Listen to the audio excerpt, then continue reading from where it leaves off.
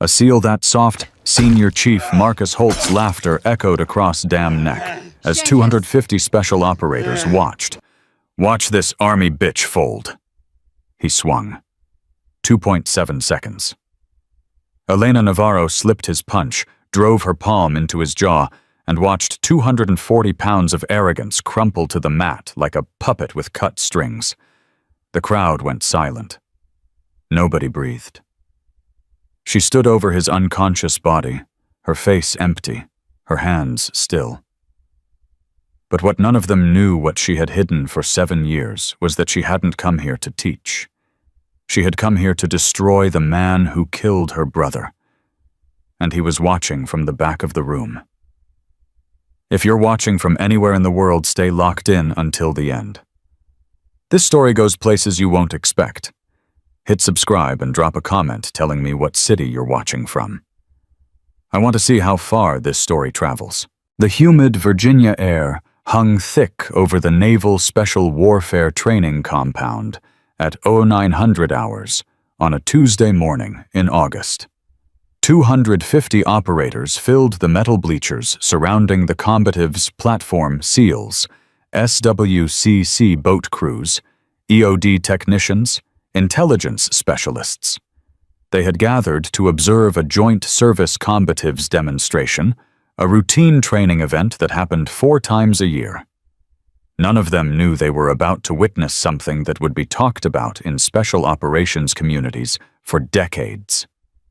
Staff Sergeant Elena Navarro stood at the edge of the platform in her Army combat uniform, sleeves rolled tight above her elbows. Her dark hair was pulled back in a regulation bun. Her face carried the kind of stillness that came from years of controlling exactly what people saw. Senior Chief Marcus Holt circled her like a shark, smelling blood. He was 6'3", 240 pounds, with 22 years in the Navy, and a reputation for breaking anyone who didn't meet his standards.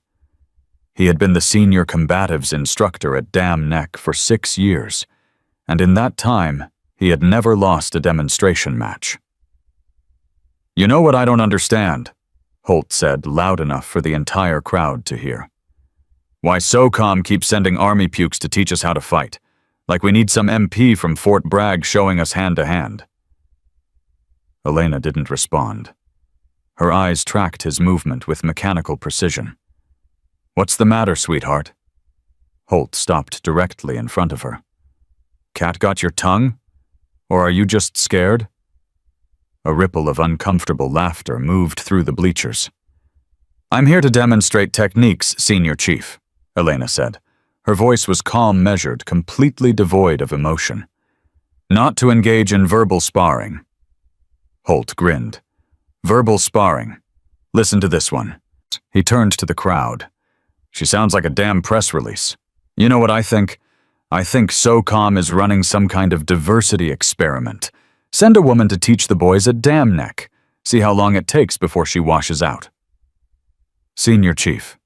The voice came from the observation area. Commander Victoria Reyes stood with her arms crossed, her expression unreadable. "We're here for a training demonstration, not a comedy routine." Holt held up his hands in mock surrender. "Just having some fun, ma'am. Trying to loosen up our guest." He turned back to Elena. "You ready to show us what the Army taught you?" Elena stepped to the center of the platform. "Whenever you are, Senior Chief." What happened next would become legend. Holt moved first. He was fast for his size, a telegraphed right cross designed to test her reaction speed. Most opponents would have stepped back, created distance, but bought time to assess. Elena didn't step back. She slipped inside his guard so quickly that 3 operators in the front row later said they missed the movement entirely. Her left hand deflected his punch at the wrist. Her right palm struck the hinge of his jaw with surgical precision, not hard enough to break bone, but exactly hard enough to scramble the vestibular system. Holt's eyes rolled back. His legs buckled. 240 pounds of Senior Chief hit the platform with a sound that made the entire crowd flinch. The silence that followed was absolute. 250 of the most elite warriors in the United States military stared at the unconscious man on the mat, then at the woman standing over him. Elena hadn't even broken a sweat. "The technique I just demonstrated," she said, her voice carrying across the silent training area, "is called a palm strike to the mandibular angle. It disrupts blood flow to the brain and causes temporary loss of consciousness. When executed properly, it requires minimal force and leaves no permanent damage." She looked down at Holt, who was beginning to stir. "When executed improperly, it can kill. Any questions?" Nobody moved. Nobody spoke. Commander Reyes walked to the edge of the platform. Her face was carefully neutral, but something flickered in her eyes. Surprise, maybe, or recognition. "I think that concludes today's demonstration," she said. "Medical team check on Senior Chief Holt. Everyone else dismissed." The crowd began to disperse, but Elena noticed that most of them kept glancing back at her as they walked away. She had seen that look before in Damascus, in Raqqa, in a dozen classified locations, where she had done things that would never appear in any official record. It was the look people gave when they realized they had underestimated someone very, very badly. What none of them knew, what Elena had spent 7 years making sure no one knew, was that she was not just an Army combatives instructor. Her father was Vice Admiral Roberto Navarro, retired a SEAL legend who had commanded DevGru and personally led some of the most classified operations in Special Operations history. Her younger brother, Gabriel, had been a SEAL Team 3 operator killed in Syria in 2020. And the real reason she had come to Dam Nek had nothing to do with teaching hand-to-hand combat. Elena Navarro had come to find the person responsible for her brother's death. She believed that person was somewhere on this base. Elena grew up on Navy installations across the Pacific. Yokosuka, Japan. Pearl Harbor, Hawaii. Coronado, California. Her father was gone more than he was home, deployed to locations that didn't officially exist, conducting operations that would never be acknowledged. Her mother, Mariah, held the family together through sheer force of will. She raised 2 children alone for months at a time, never complained, never asked questions about where her husband went or what he did. When Elena was 12, Maria was diagnosed with pancreatic cancer. She died 8 months later, surrounded by her children in a Navy hospital room in San Diego, while Roberto was somewhere in the Hindu Kush that he couldn't talk about. He made it back for the funeral. 2 days later, he was gone again. Gabriel was 10 years old when their mother died. He worshipped their father with the desperate intensity of a boy who had lost one parent and was terrified of losing the other. He decided that day that he would become a SEAL, not just any SEAL, but the best someone his father would be proud of.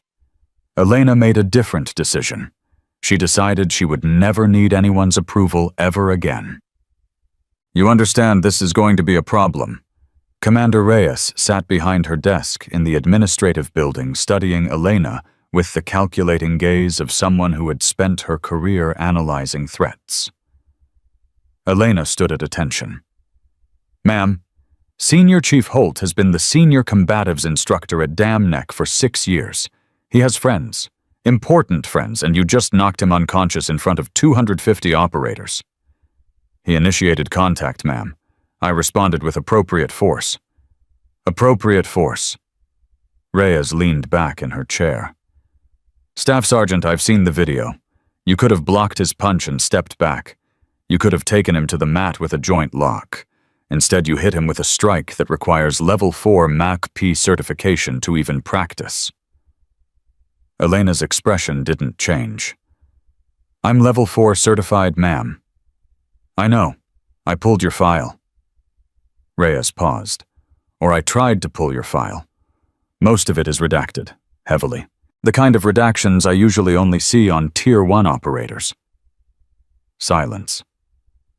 Who are you, Staff Sergeant Navarro? Elena met her gaze directly. I'm a combatives instructor assigned to Dam Neck for a 6-month rotation, ma'am. My orders came through USSOCOM. That's not what I asked. With respect, ma'am, that's the only answer I'm authorized to give. Reyes studied her for a long moment. Then she nodded slowly. All right. Keep your secrets for now. But understand this Holt isn't going to let this go. He's going to come after you. And the people who protect him are going to come after you. You need to be prepared for that. I'm always prepared, ma'am. Elena turned to leave. Staff Sergeant? She stopped.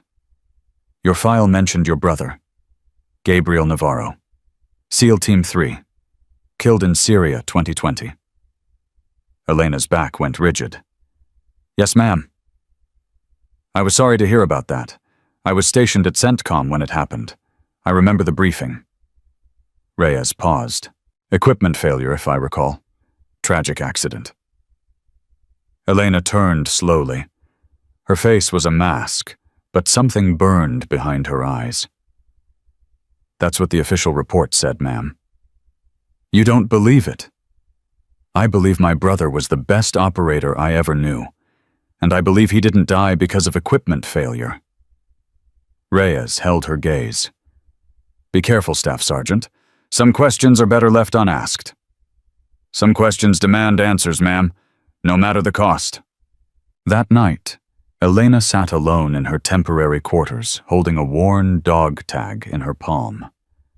Gabriel's name was stamped into the metal, along with his blood type and religious preference. He had given it to her the night before his last deployment. They had met for dinner in Virginia Beach, one of the few times they had been stationed close enough to see each other in person. I want you to hold on to this for me, Gabriel said, pressing the dog tag into her hand. Just until I get back. You're being dramatic. Elena tried to smile. It's a standard deployment. You've done a dozen of these. This one's different. Gabriel's face was serious, more serious than she had ever seen him. I can't tell you why, but it's different. And I need you to promise me something. Anything. If something happens to me... He held up a hand when she started to protest. Just listen. If something happens, don't believe what they tell you. Dad has contacts everywhere. The official story will be whatever makes the Navy look best. But you... He leaned forward. You have skills he doesn't know about. Use them. Find out what really happened. Gabriel, you're scaring me. Good.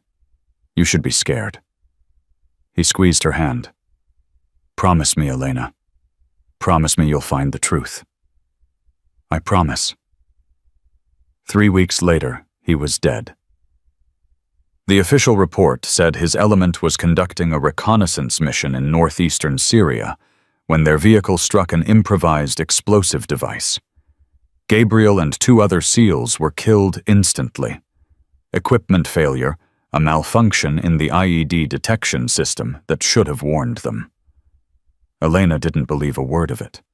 She had spent the past 7 years quietly investigating using skills she had developed in a unit so classified that most generals didn't know it existed. She had tracked down sources, analyzed communications intercepts, pieced together fragments of intelligence from a dozen different agencies. And 6 months ago, she had finally found what she was looking for. The Syria mission hadn't failed because of equipment malfunction. It had failed because someone had approved the operation despite knowing the intelligence was compromised. Someone had sent Gabriel and his team into an ambush, then covered up the truth to protect their own career. That someone was stationed at Dam Neck. And Elena was going to find them. The harassment started the next morning. Elena arrived at the combatives facility at 0500 for her scheduled PT session. The door was locked. Her access card didn't work. She waited until the administrative office opened at 700. The duty officer told her there must have been a glitch in the system. He would get it sorted out by the end of the day. At lunch, the galley informed her that her meal card had been flagged as invalid. She would need to visit the dispersing office to get a new one. The dispersing office was closed until 1400. At 1600, she returned to her quarters to find that the hot water had been shut off in her building, a maintenance issue that would take 24 to 48 hours to resolve. Elena documented everything, took photos, made notes. She had survived worse in Damascus when a Syrian intelligence officer had suspected her cover and tried to have her arrested. A little institutional harassment wasn't going to break her, but it told her something important. Senior Chief Holt had powerful friends, and those friends were sending a message. You should request a transfer. Chief Petty Officer Diana Santos was the only other woman assigned to the Dam Neck Combatives Program, a SWCC boat operator who had cross-trained as an assistant instructor. She found Elena in the weight room at 2100, working a heavy bag with the kind of controlled fury that suggested she was imagining someone's face. Not going to happen, Elena said between strikes. Holt's not going to let this go. Neither will his boys Brennan and Cole. They've got friends in the command structure, friends who can make your life very difficult. They're already making my life difficult. Elena drove a vicious combination into the bag. It's not working. Santos leaned against the wall. You're not like the other Army instructors they've sent here. The last 3 lasted less than a month. You've been here 4 days, and you've already knocked out the senior instructor and survived the first wave of harassment without filing a single complaint.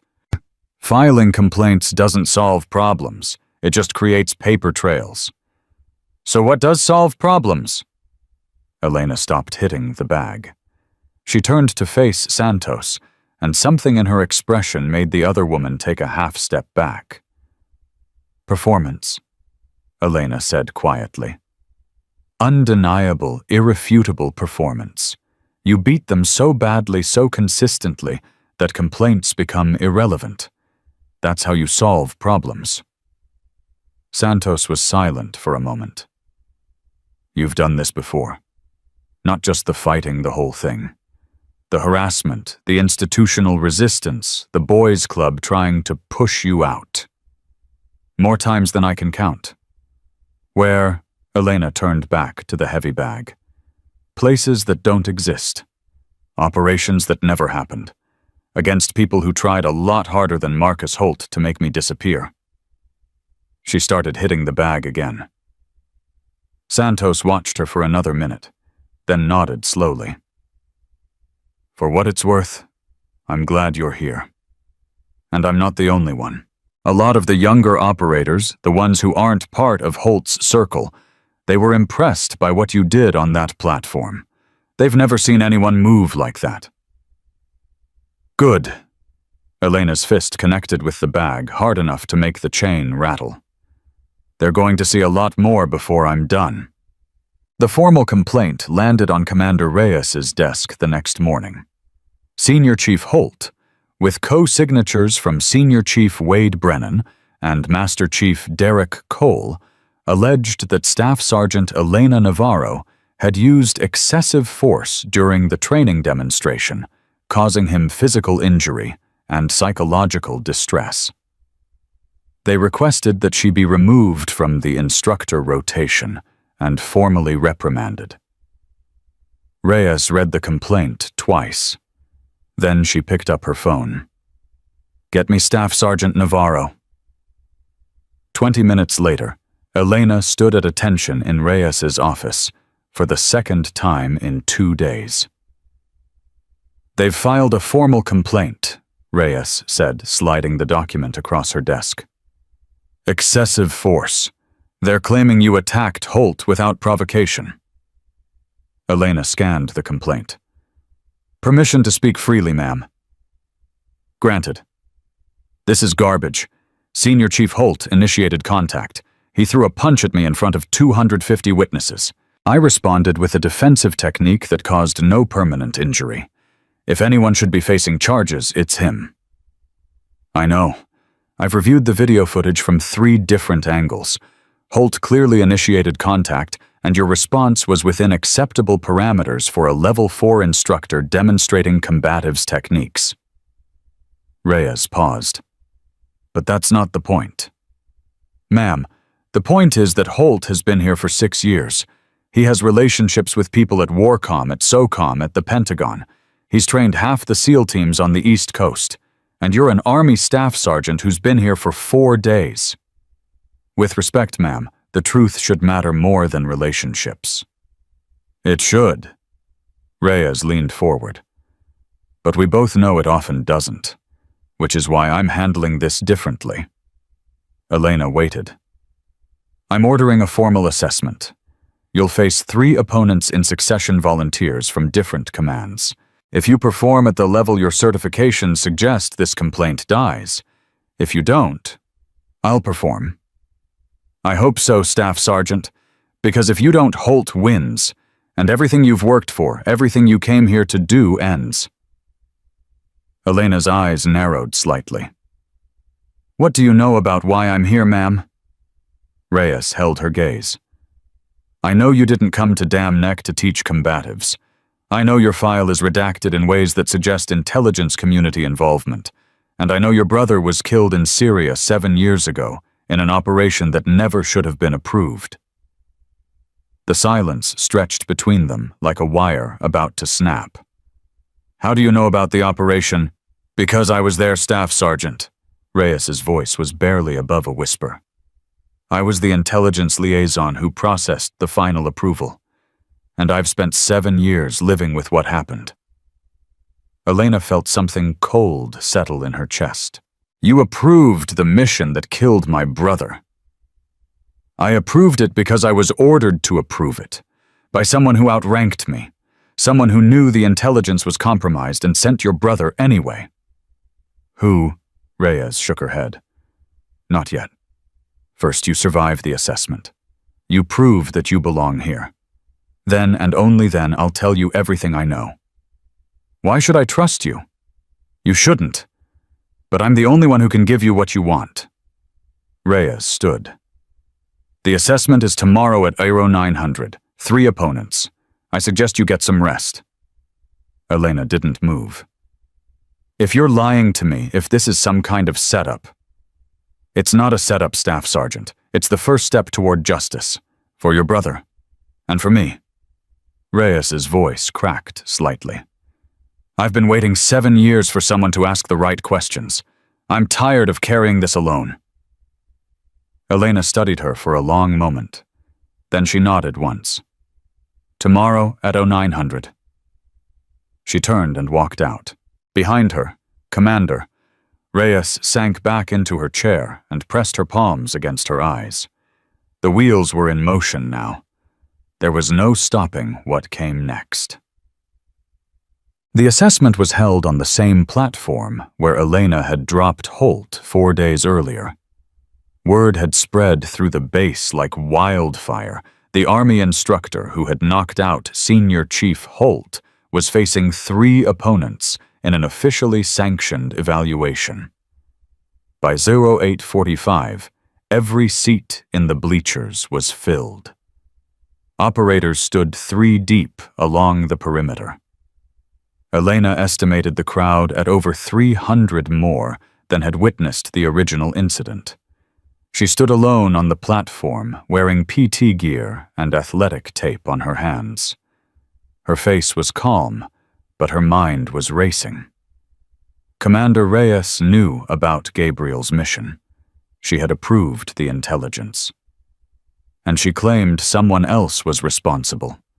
Someone who had ordered her to approve it despite knowing the source was compromised.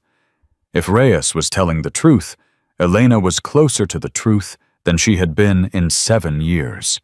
If Reyes was lying, this assessment was a trap designed to eliminate her. Either way, she was about to fight 3 opponents in front of 300 witnesses. She had faced worse odds. Staff Sergeant Navarro. Commander Reyes stepped onto the platform with a clipboard.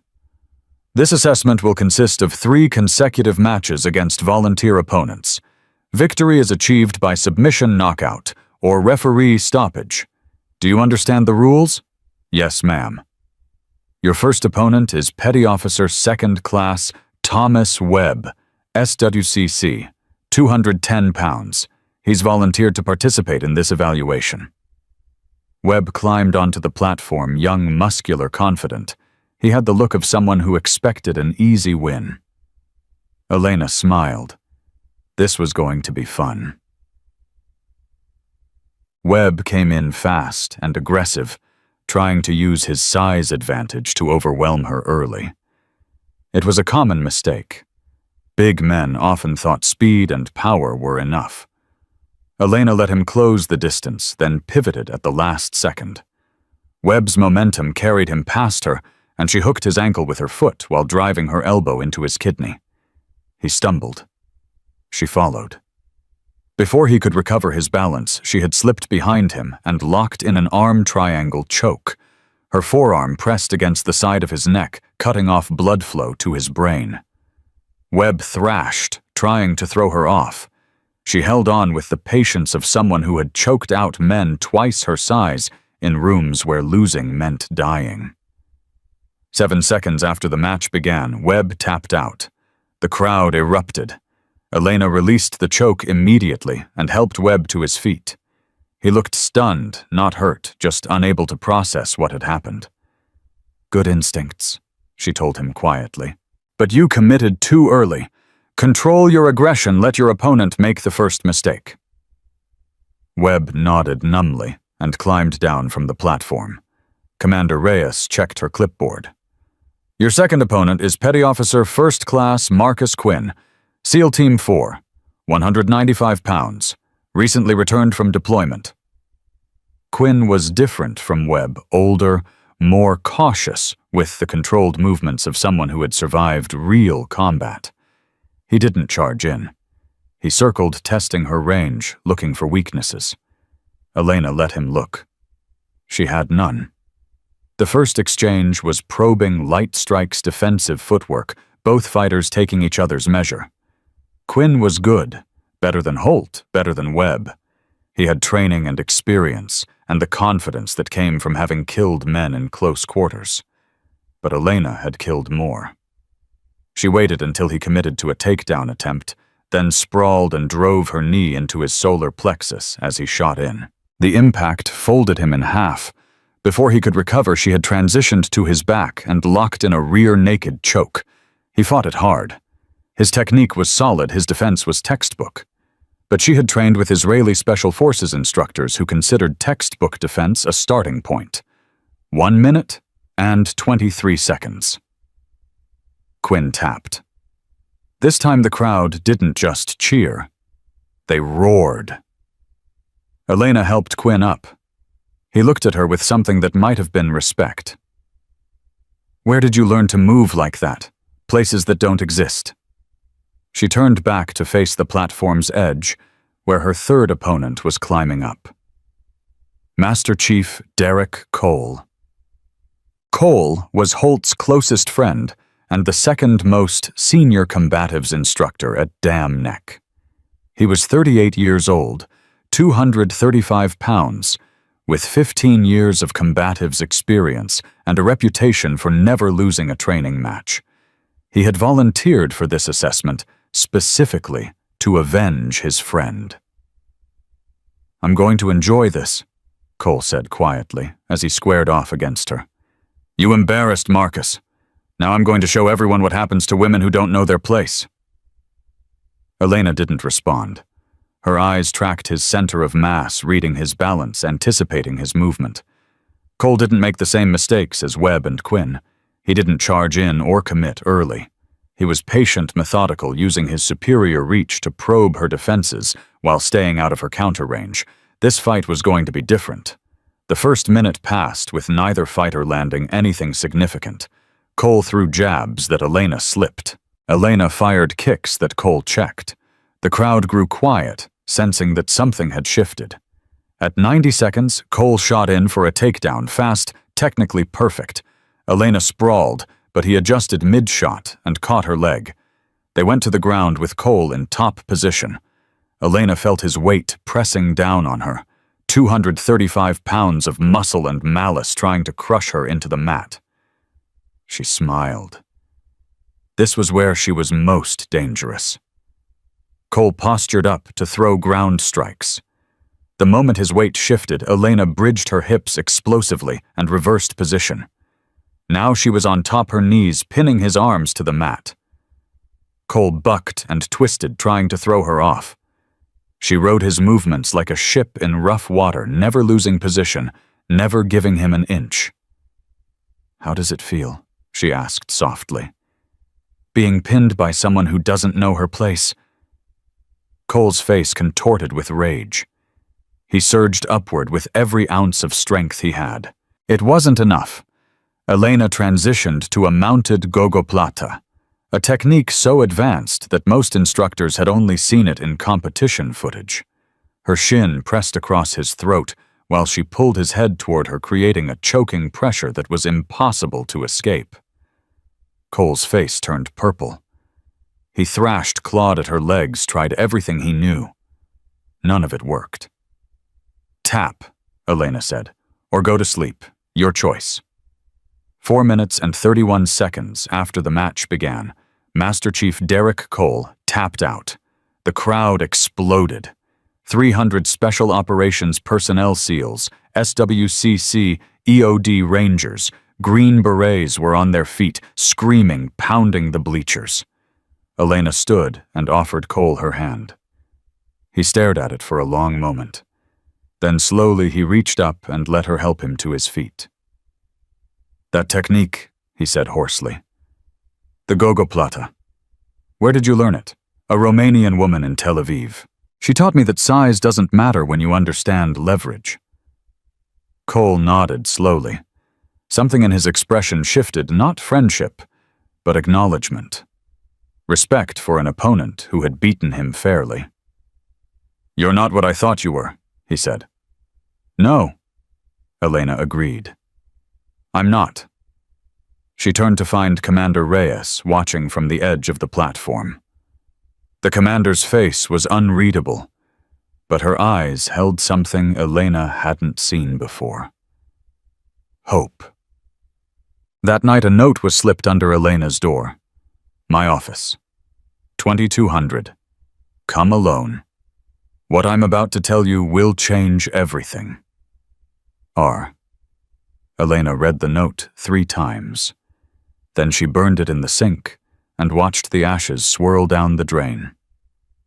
She had waited 7 years for this moment. Her brother's ghost was finally going to get justice. Elena arrived at Commander Reyes's office at 2158 hours. The administrative building was empty, the hallways dark, except for emergency lighting. She had taken a circuitous route from her quarters, doubling back twice to confirm she wasn't being followed. Old habits from Damascus. The door to Reyes's office was slightly ajar. Elena pushed it open and stepped inside. Reyes sat behind her desk with a bottle of whiskey and 2 glasses. She looked like she hadn't slept in days.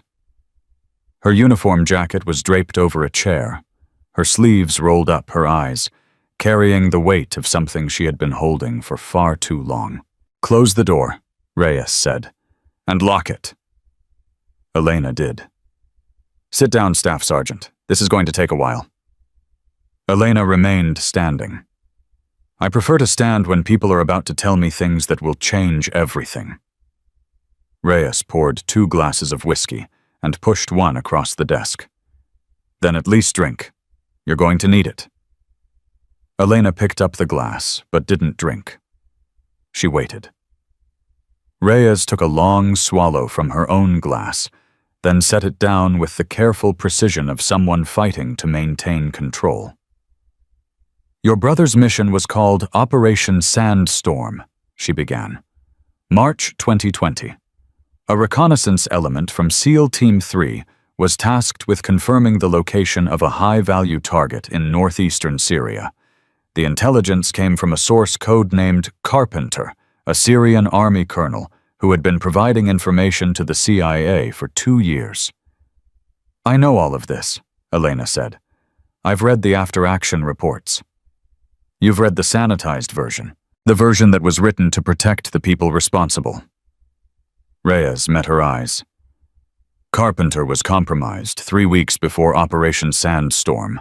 Syrian intelligence had identified him and turned him. Every piece of information he provided after that point was designed to lure American forces into ambushes. Elena's grip tightened on the glass. The intelligence community knew this. Some of them did. There were signals inconsistencies in Carpenter's reporting warnings from other sources in the region. A CIA analyst named Patterson flagged the concerns and recommended suspending all operations based on Carpenter's intelligence until his reliability could be verified. What happened to the recommendation? It was overruled. Reyes's voice dropped. By the officer who had overall command authority for the Syria theater. He decided that the opportunity to capture the high-value target was worth the risk. He approved Operation Sandstorm, knowing the intelligence might be compromised. Elena felt something cold spreading through her chest. "Who?" Reyes reached into her desk drawer and pulled out a folder. She slid it across the desk.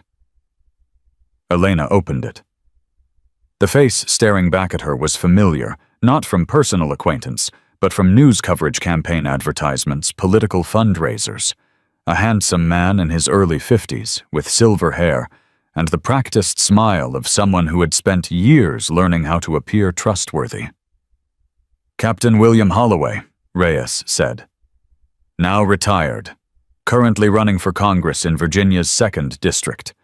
7 years ago, he was a Navy captain serving as the deputy commander for special operations in the Syria theater." Elena stared at the photograph. "He sent my brother into an ambush to advance his career." "He sent your brother into an ambush because capturing that target would have been a career-defining success. The kind of success that gets you promoted to admiral. The kind of success that launches political careers." Reyes's voice was bitter. "When the mission failed and 3 SEALs died, Holloway buried the evidence. He classified Patterson's warning. He had the after-action report rewritten to blame equipment failure. And he made sure everyone involved understood that questioning the official narrative would end their careers. Including you." Reyes nodded slowly. "I was a lieutenant commander at the time. I processed the intelligence approval because Holloway ordered me to. When I tried to raise concerns afterward, he made it very clear what would happen if I didn't stay quiet." She laughed bitterly. "He was right. I stayed quiet. I told myself I didn't have a choice, that speaking up wouldn't bring those men back, that I had a career to protect." "You had a choice," Elena said quietly. "You just made the wrong one." "I know." Reyes's eyes glistened. "I've known it every day for 7 years. Every time I see a Gold Star family at a memorial service. Every time I look at myself in the mirror." She took another drink. "That's why I'm telling you now. Because you're the first person who's ever come looking for the truth. And because Holloway is giving the keynote speech at the Naval Special Warfare Foundation Gala tomorrow night, right here at Dam Neck." Elena went very still. "He's here. He arrives tomorrow morning. 500 guests. Active operators, retired admirals, defense contractors, political donors. It's the biggest event of the year for the special operations community." Reyes paused. "And it's your only chance to expose him." "How? I have documentation. Patterson's original warning. Communications showing Holloway was briefed on the concerns. Internal memos proving the after-action report was altered." Reyes pulled another folder from her drawer. "It's not enough to convict him in court, but it's enough to destroy his political career and force a formal investigation." Elena took the folder. "Why haven't you released this yourself?" "Because Holloway has people watching me. Has for years. If I try to go public, the documents will disappear, and I'll be discredited before anyone takes me seriously. Reyes leaned forward. But you're a ghost. Your file is redacted. Your background is classified. Holloway doesn't know you exist, doesn't know you're connected to Gabriel. You can get close to him in ways I never could. Elena was silent for a long moment, processing everything she had heard. 7 years of searching, 7 years of dead ends and classified walls and unanswered questions, and now, finally, she had a name. A face. A target. What do you need me to do? Reyes outlined the plan. Elena would be assigned to the security detail for the gala, a position Reyes could arrange through her authority as base commander. During the event, Elena would get close enough to Holloway to plant a recording device. The goal was to capture him discussing the Syria operation, preferably admitting that he knew the intelligence was compromised. He's arrogant, Reyes said. He's been getting away with this for 7 years. He thinks he's untouchable. If you confront him the right way, he might say something incriminating. And if he doesn't, then we release the documents anyway and hope it's enough to trigger an investigation. Reyes met her eyes. But I'm betting on his arrogance. Men like Holloway can't resist explaining why they were right. It's their greatest weakness. Elena looked down at the folder in her hands. Gabriel's face flashed through her mind, his smile, his laugh, the way he used to call her Lena when they were kids, the way he looked in his casket at Arlington dressed in his whites, perfectly still, forever 24 years old. I'm in, she said. Reyes nodded. I'll have your security credentials ready by 0800. The gala starts at 1900. She paused. There's one more thing you should know. What? Your father is on the guest list. Elena felt like she had been punched in the stomach. What? Vice Admiral Roberto Navarro retired. He's been invited as a distinguished guest. He RSVP'd yes 3 weeks ago. Reyes watched her carefully. I thought you should know before you walked in there. Elena's mind raced. She hadn't seen her father since Gabriel's funeral. Hadn't spoken to him since he told her she wasn't built for this world, that she should leave the military before she got herself killed, trying to be something she wasn't. 7 years of silence. 7 years of proving him wrong. And now tomorrow night she would see him again while trying to expose the man responsible for Gabriel's death. It doesn't change anything, Elena said finally. The mission is the mission. Even if it means confronting your father. Especially then. Elena stood. Send me the security credentials.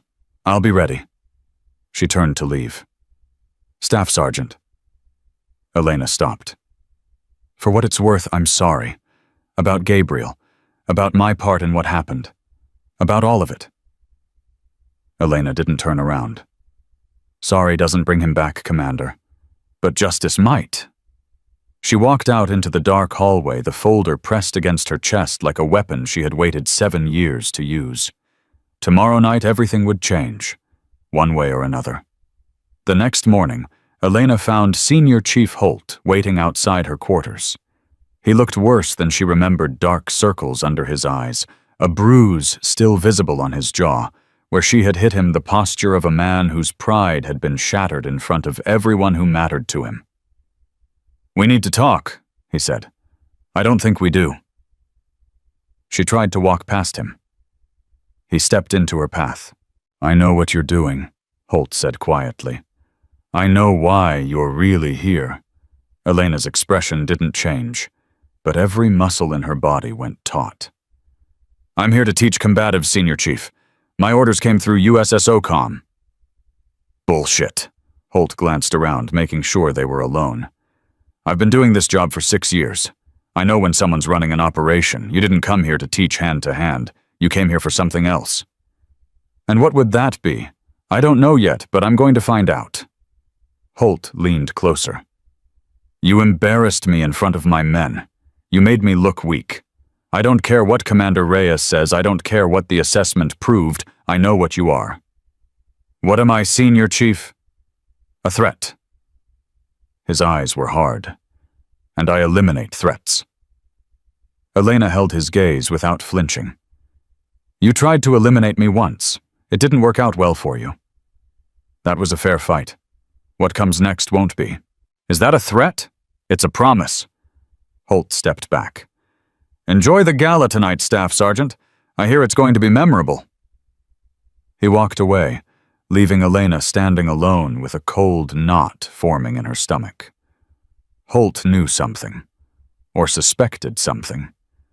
Either way, he was going to be a problem. She pulled out her phone and typed a quick message to a number she hadn't used in months. A contact from her ISA days, who now worked at the Defense Intelligence Agency. Need background on Senior Chief Marcus Holt, specifically any connections to Captain William Holloway. Urgent. The response came back in 30 seconds. Working on it. Be careful. Elena pocketed the phone and headed for the security briefing. The gala was in 10 hours. Whatever Holt was planning, she would be ready. The security briefing was held in a conference room adjacent to the event venue. 15 personnel, a mix of Navy Masters-at-Arms, contracted security specialists, and 3 military police officers from Fort Eustis. And Elena. The briefing officer was a lieutenant commander named Brooks, a methodical man who walked through the event timeline security protocols and emergency procedures with the enthusiasm of someone reading a phone book. Elena barely listened. Her eyes were on the guest list displayed on the projection screen. 500 names. Admirals, captains, commanders, defense contractors, political donors, congressional staffers, and they're highlighted in yellow as a VIP, Captain William Holloway, Ren, congressional candidate, keynote speaker. 3 rows below, Vice Admiral Roberto Navarro Rett, distinguished guest, father and target, both in the same room, both connected to Gabriel's death in ways they probably didn't even understand. Staff Sergeant Navarro. Elena snapped back to attention. Sir. Brooks was staring at her. You've been assigned to the interior perimeter, specifically the area around the stage where the keynote speech will be delivered. Any questions? No, sir. Good. Brooks moved on to the next assignment. Elena smiled inwardly. Reyes had positioned her perfectly. She would be within 10 feet of Holloway during his speech. Close enough to observe, close enough to act, close enough to make him pay. The gala transformed Dam Neck's largest event space into something Elena barely recognized.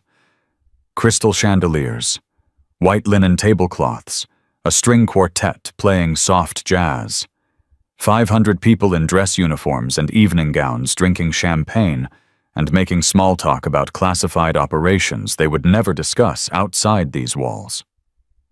Elena stood at her assigned position near the stage, wearing a security earpiece and carrying a concealed sidearm. Her dress uniform was immaculate, her expression professional and blank. Inside, she was coiled like a spring. Holloway arrived at 1930, surrounded by handlers and well-wishers.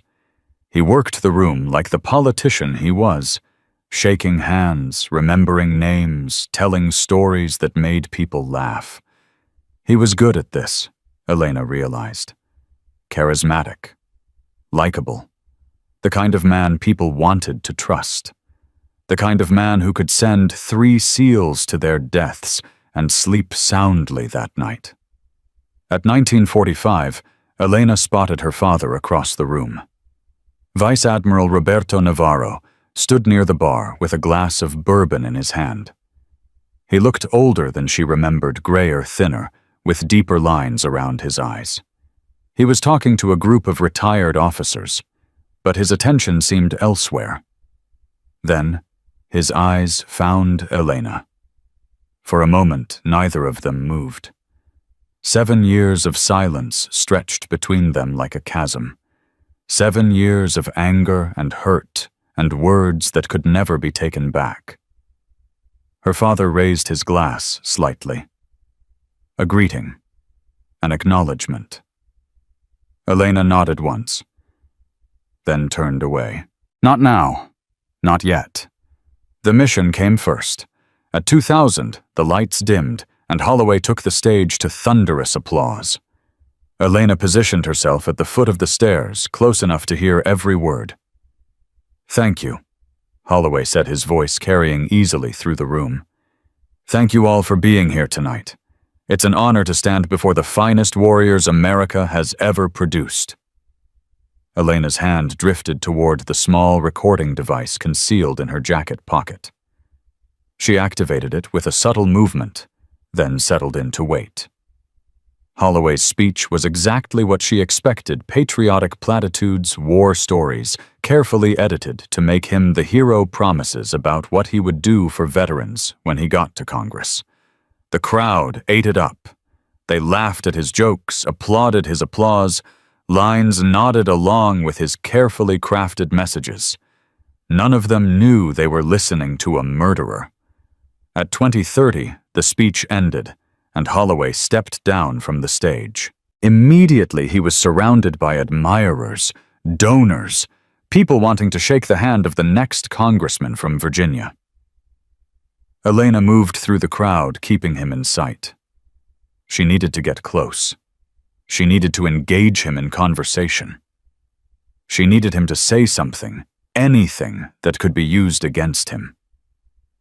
Then she saw Senior Chief Holt. He was standing near the entrance, watching her with cold, predatory eyes. He wasn't supposed to be here. Security personnel didn't include active combatives instructors. Yet there he was, in his dress whites, with a guest badge hanging around his neck. Someone had gotten him in. Elena felt the first flicker of alarm. Holt wasn't here by coincidence. He was here for a reason, and whatever that reason was, it wasn't good. She changed course, moving away from Holloway, and toward a side corridor where she could observe both Holt and her target. She needed to think. She needed to adjust. "Staff Sergeant Navarro," and the voice came from behind her. Elena turned. Her father stood 3 feet away, bourbon glass still in hand, his expression unreadable. "Admiral," she said formally, "I didn't expect to see you here." "I could say the same." His eyes swept over her security uniform. "Working the event, part of the detail. Since when do Army combatives instructors work Navy security details?" "Since USS OCOM started cross-training personnel." Elena kept her voice neutral. "It's good for interoperability." Her father studied her for a long moment. "You're lying to me." "With respect, sir, you lost the right to accuse me of lying when you told me I wasn't built for this world." The words hung between them like a blade. Her father's face tightened. "Elena, not here." She glanced around. "Not now. I have a job to do." "What job?" "What are you really doing at Dam Neck?" Before Elena could answer, a commotion erupted near the entrance. Raised voices, someone shouting. The crowd near the door began to part. Senior Chief Holt was pushing through toward the stage, his face flushed with alcohol and rage. He was heading directly for Holloway. No, he was heading for her. "You," Holt's voice cut through the ambient noise. Heads turned. Conversations stopped. "You think you can come into my house and make a fool out of me?"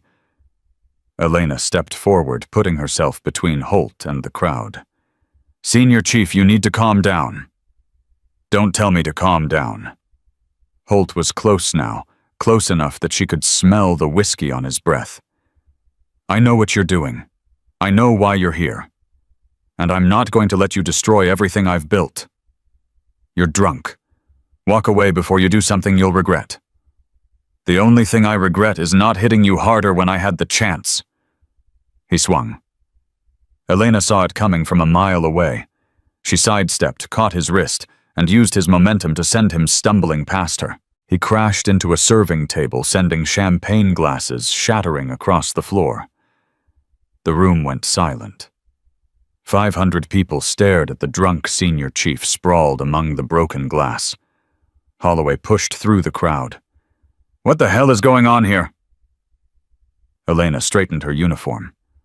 "Senior Chief Holt appears to be intoxicated, sir. I was attempting to escort him out when he became violent." "Violent?" Holt scrambled to his feet, his eyes wild. "She's the violent one. She attacked me during a training demonstration. She's been running some kind of operation on this base." "That's enough, Marcus." Commander Reyes appeared beside Holloway, her voice sharp with authority.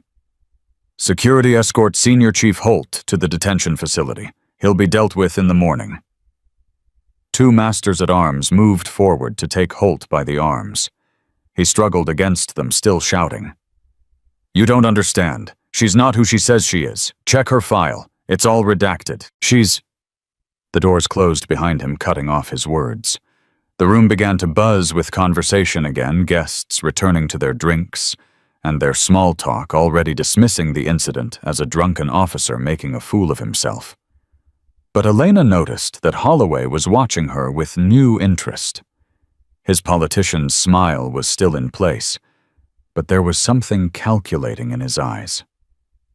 "Staff Sergeant Navarro," he said smoothly. "That was quite impressive. You handled that situation very professionally." "Thank you, sir." "Navarro." He tilted his head. "Any relation to Roberto Navarro?" Elena's father stepped forward. "She's my daughter." Holloway's eyebrows rose. "Your daughter? I didn't know you had a daughter in the service, Roberto." "We've been out of touch." Her father's voice was carefully neutral. "Well, you should be proud. She clearly inherited your composure under pressure." Holloway extended his hand to Elena. "Captain William Holloway retired, though I suppose you knew that already." Elena shook his hand. His grip was firm, confident, the handshake of a man used to being in control. "It's an honor to meet you, sir. I've heard a lot about your service." "All good things, I hope." Holloway laughed. "I spent 20 years in special operations before transitioning to the political arena. Some of the finest men I ever knew were SEALs. Your father trained most of them." "Yes, sir." Elena felt the recording device pressing against her chest. "I understand you served in Syria. 2020, wasn't it?" Something flickered in Holloway's eyes. Just for a moment. Then it was gone. "That's right. Difficult theater. Lot of good men lost. My brother was one of them." The words dropped into the conversation like a stone into still water. Holloway's smile froze. "I'm sorry. Gabriel Navarro, SEAL Team 3. He was killed during Operation Sandstorm in March 2020. Elena held his gaze without blinking. "You were the deputy commander for special operations in the Syria theater at the time. I imagine you remember the mission." The silence stretched between them. Elena's father was staring at her with an expression she couldn't read. Holloway's political mask was still in place, but she could see the calculation behind his eyes. "Of course I remember," Holloway said finally. "Tragic loss. Equipment failure, if I recall. The IED detection system malfunctioned." That's what the official report said. "Is there some reason you're questioning the official report, Staff Sergeant?" "No, sir." Elena smiled. "Just making conversation." She turned and walked away, leaving Holloway staring after her with something new in his expression. Fear. Her father caught up with her near the side entrance. "What the hell was that?" His voice was low, urgent. "What are you doing, Elena? What I should have done 7 years ago." She stopped and faced him. Gabriel didn't die because of equipment failure. He died because someone approved a mission knowing the intelligence was compromised. and that someone is standing in that room right now running for Congress. Her father's face went pale. Holloway. He sent Gabriel into an ambush to advance his career. He buried the evidence. He covered up the truth. Elena's voice was hard. And I'm going to make sure everyone knows it. How? What proof do you have? Enough. Documents, testimony, communications showing he was briefed on the concerns and ignored them. Her father was silent for a long moment.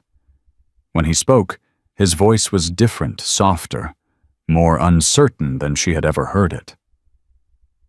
Why didn't you come to me? I have contacts, resources. I could have helped. You told me I wasn't built for this. Elena's voice cracked. You told me I should leave the military. You said Gabriel had the gift, and I was just forcing myself into a role I didn't belong in. Why would I come to you after that? Because he was my son, too. The words burst out of him like a dam breaking. Because I've spent 7 years wondering if there was something I missed, something I could have done differently. Because losing Gabriel destroyed me, and losing you. He stopped, his voice breaking. Losing you finished the job. Elena stared at him. In 31 years, she had never seen her father cry. He had been iron. Unbreakable. The legend that everyone whispered about, but no one truly knew. Now he stood before her with tears streaming down his face, and she realized she had never known him at all. I was wrong, he said quietly. About everything. About you, about what you were capable of, about what it means to be a soldier.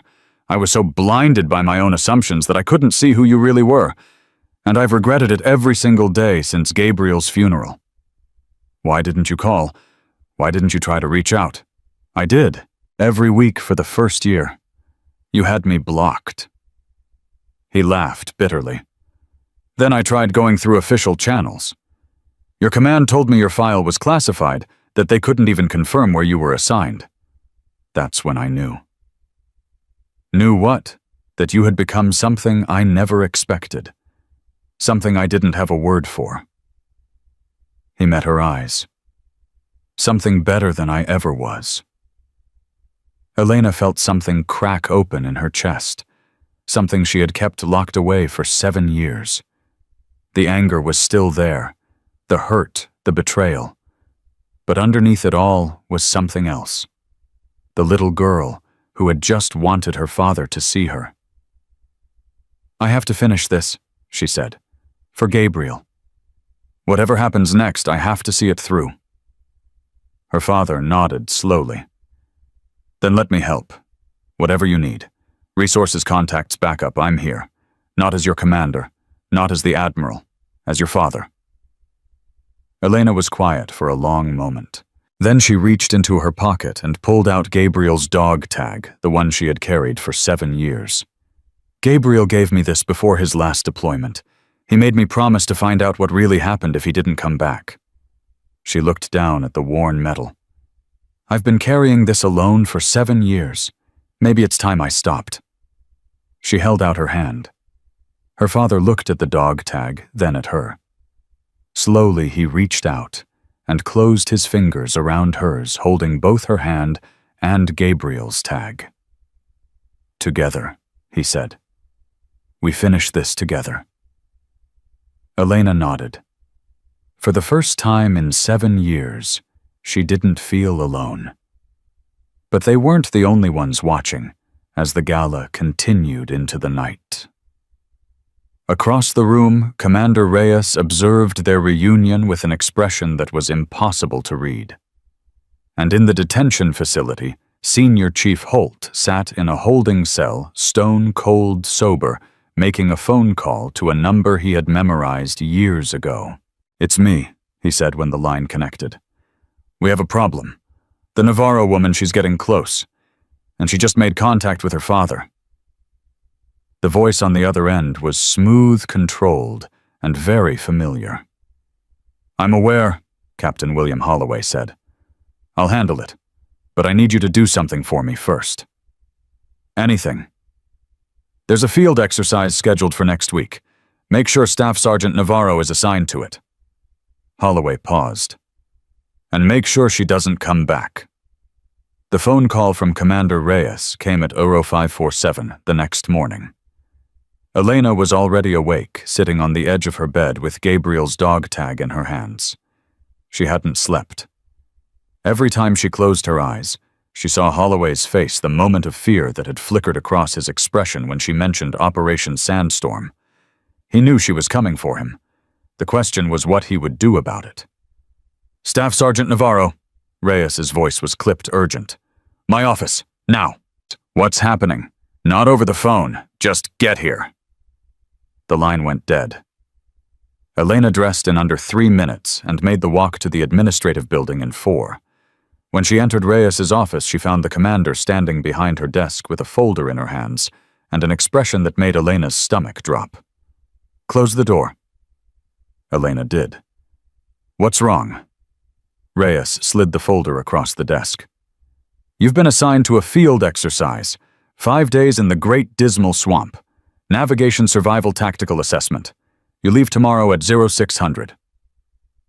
Elena opened the folder.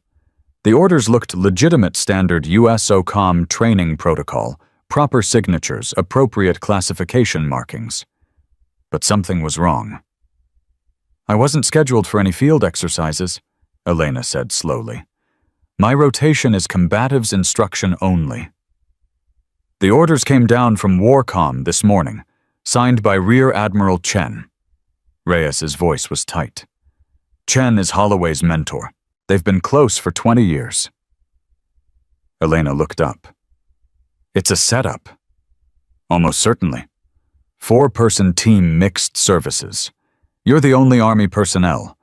The team leader is a SEAL lieutenant named Vance Mercer, young, ambitious, connected to the same network as Holt. Reyes paused. There's something else. What? Senior Chief Holt was released from detention 2 hours ago. No charges filed.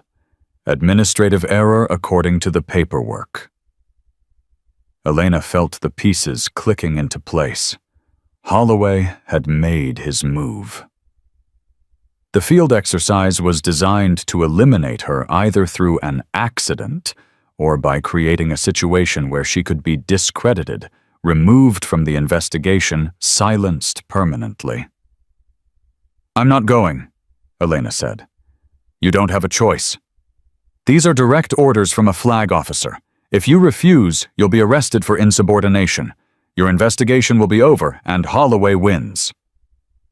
Reyes leaned forward. But if you go, you'll be in hostile territory with a team that's been instructed to make sure you don't come back. Then what do you suggest? Reyes reached into her desk and pulled out a small black case. Inside was a satellite beacon the size of a thumb drive. Emergency locator, military grade, waterproof, shockproof, completely undetectable. If you activate it, I'll know exactly where you are. She handed it to Elena.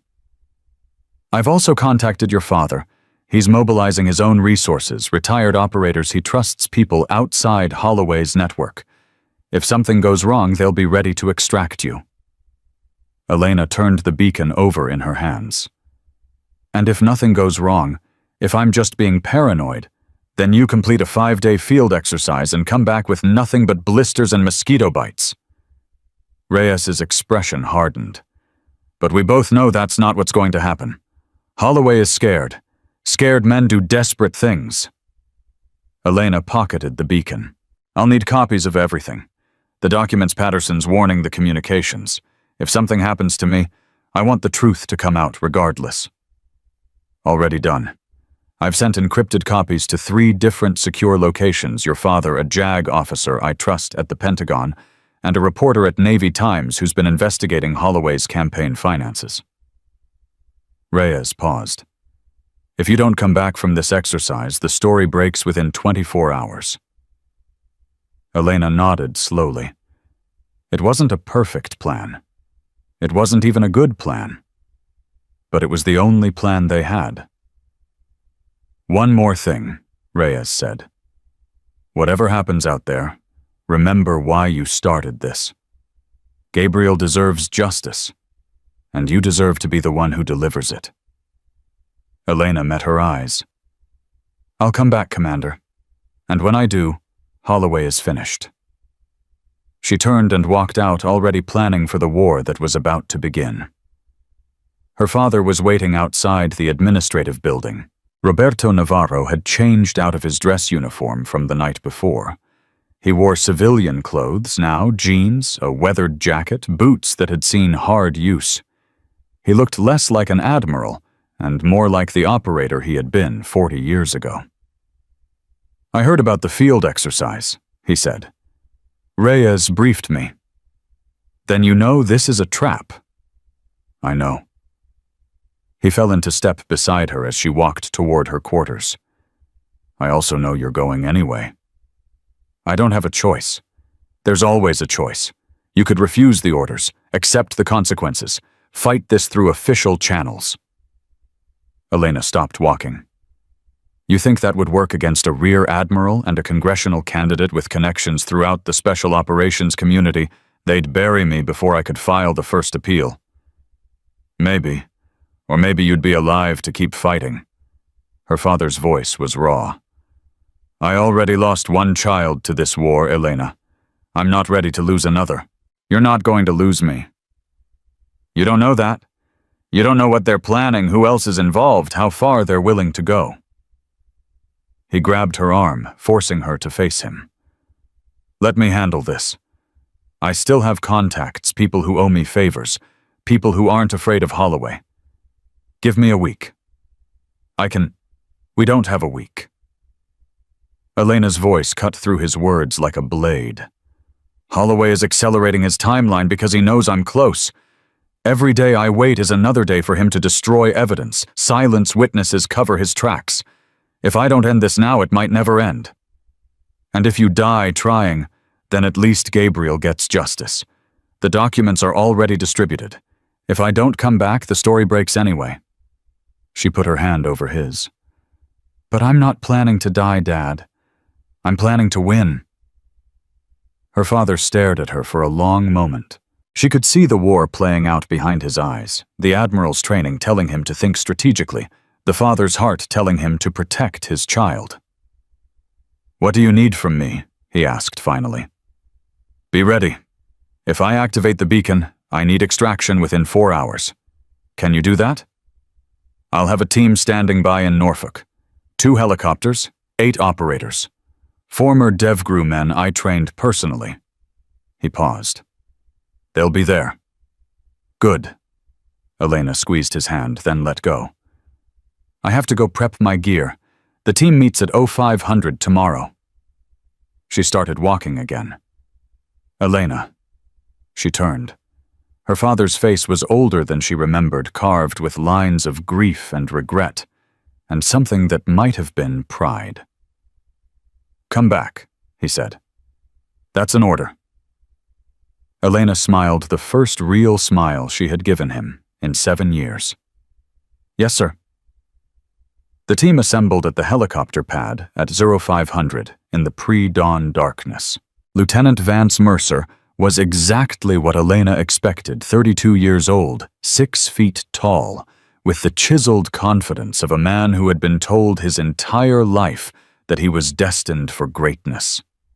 He wore his SEAL qualification insignia like a crown and spoke with the casual authority of someone who had never had his competence questioned. The other 2 team members were a study in contrasts. Petty Officer First Class Marcus Webb was the SWCC operator Elena had submitted in 47 seconds during her assessment, young, muscular, and now watching her with an expression that mixed respect with uncertainty.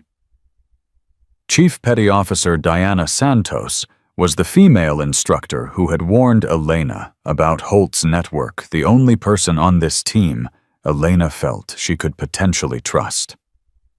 "Listen up," Mercer said, addressing the group.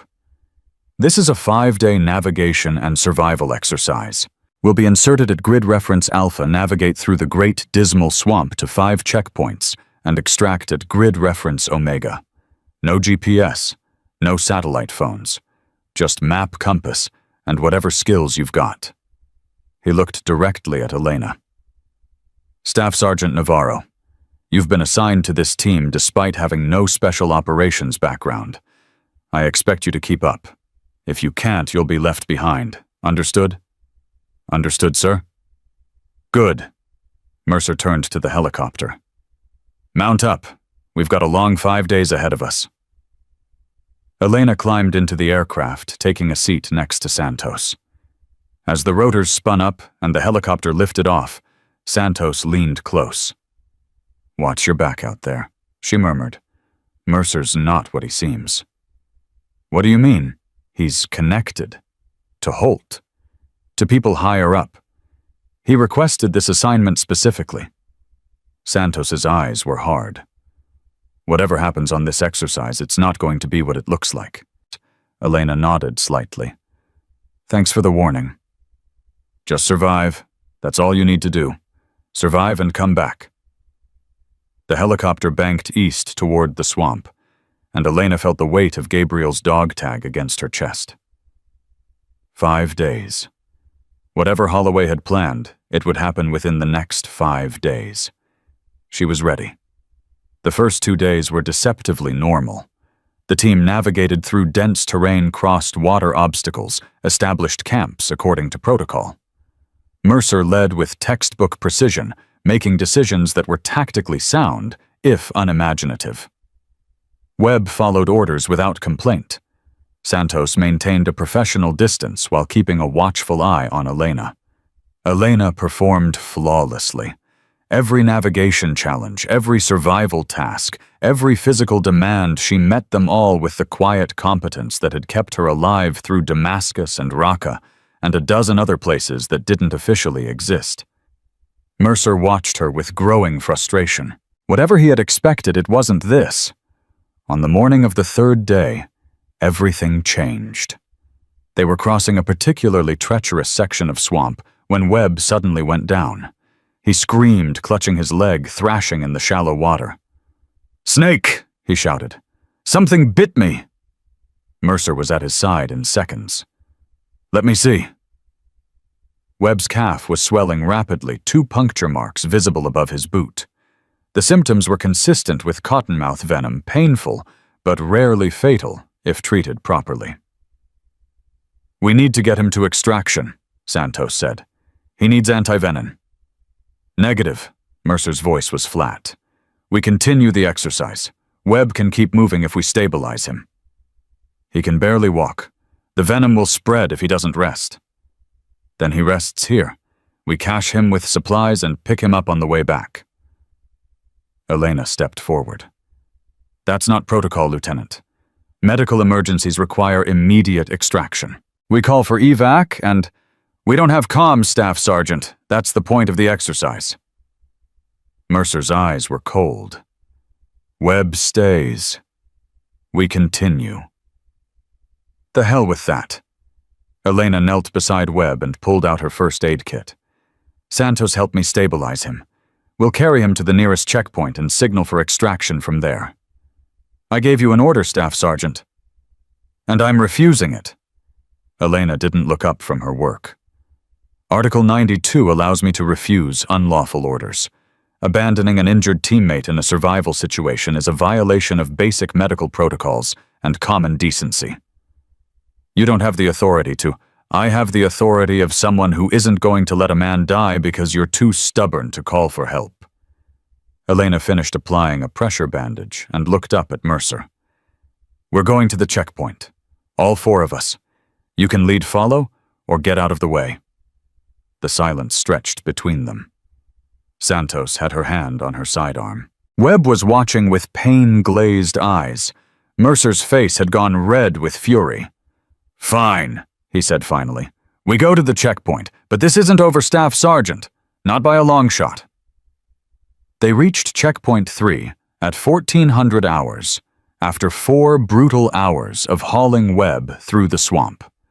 The checkpoint was a small clearing with a supply cache and an emergency radio standard equipment for training exercises. Elena immediately reached for the radio. It was dead. "Malfunction," Mercer said behind her. His voice had changed harder now, more dangerous. "Happens sometimes in these conditions." Elena turned slowly. "The radio was working when we cached it 3 days ago. I checked it myself during the supply inventory." "Like I said, malfunction." Santos had moved to flank Elena's right side. "Something's wrong, Staff Sergeant." "I know." Elena's hand drifted toward her concealed sidearm. "Lieutenant Mercer, would you like to explain why the emergency radio has been disabled? I don't know what you're talking about." "I think you do. I think you sabotaged that radio. I think Webb's snakebite wasn't an accident. And I think this entire exercise was designed to create a situation where something unfortunate could happen to me." Mercer's hand moved to his own weapon. "Careful, Staff Sergeant. Those are serious accusations." "Here's another serious accusation." Elena's voice was ice. "You're working for William Holloway. He ordered you to make sure I don't come back from this exercise. And you've been following that order since the moment we lifted off from Dam Neck." The clearing went dead silent. Then Mercer smiled a cold, predatory expression that transformed his handsome face into something ugly. "You're smarter than Holloway gave you credit for," he said. "He told me you were just some Army instructor with a grudge. He didn't mention you were ISA." Elena went still. "How do you know about ISA?" "Because I'm not just a SEAL Lieutenant Staff Sergeant. I'm also an asset for people who have interests in keeping certain secrets buried. People who've been watching you since you started asking questions about Operation Sandstorm." Mercer drew his weapon. "This is the end of your investigation. Right here, right now. You're going to kill me in front of witnesses." "Witnesses?" Mercer laughed. "Santoso knows which side her bread is buttered on. And Webb's going to die from that snakebite anyway. The antidote I gave him was saline. In a few hours, this will all be a tragic training accident. 3 casualties from a survival exercise gone wrong." Santos had gone pale. "Vance, you said we were just going to discredit her. You didn't say anything about plans change." Mercer swung his weapon toward Santos. "You can be part of the solution or part of the problem, Chief. Choose." The moment stretched like a wire about to snap. Then Elena moved. She had been watching Mercer's trigger finger since he drew his weapon. When it twitched, the involuntary tell that preceded a shot, she was already in motion. Her first strike disarmed him, her hand catching his wrist and twisting the weapon away before he could fire. Her second strike drove his own elbow into his nose, shattering cartilage. Her third strike, a palm heel to the solar plexus, dropped him to his knees, gasping for air. All 3 movements took less than 2 seconds. Santos had her weapon trained on Mercer before he hit the ground. "Don't move. Don't even breathe." Elena picked up Mercer's fallen pistol and checked the chamber. Then she knelt beside him, grabbing a fistful of his hair and forcing his head up. "Here's what's going to happen," she said quietly. "You're going to tell me everything.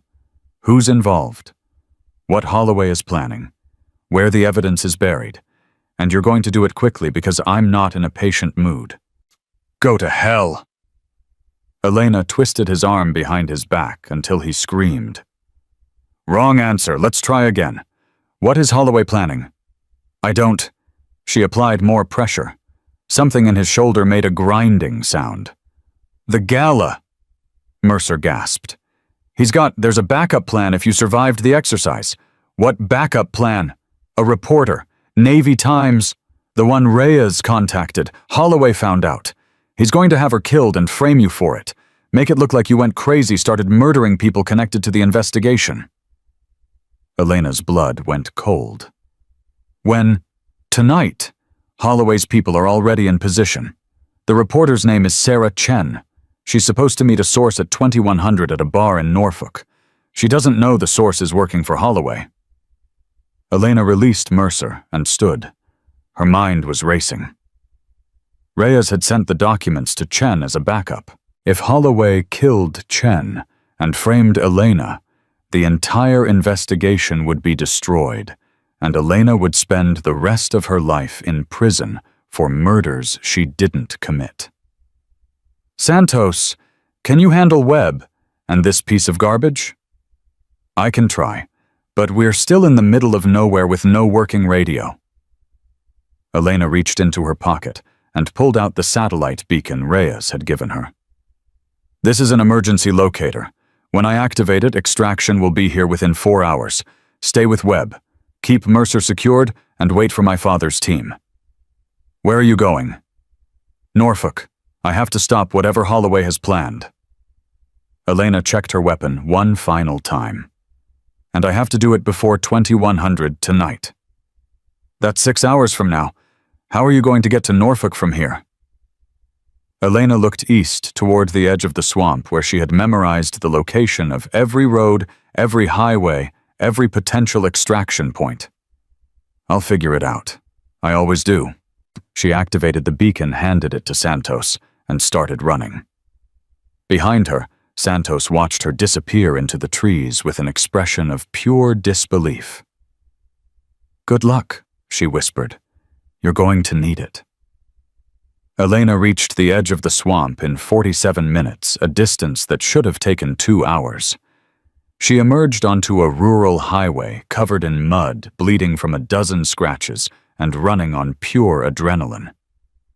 A pickup truck was approaching from the west. Elena stepped into the road and raised her hand. The truck stopped.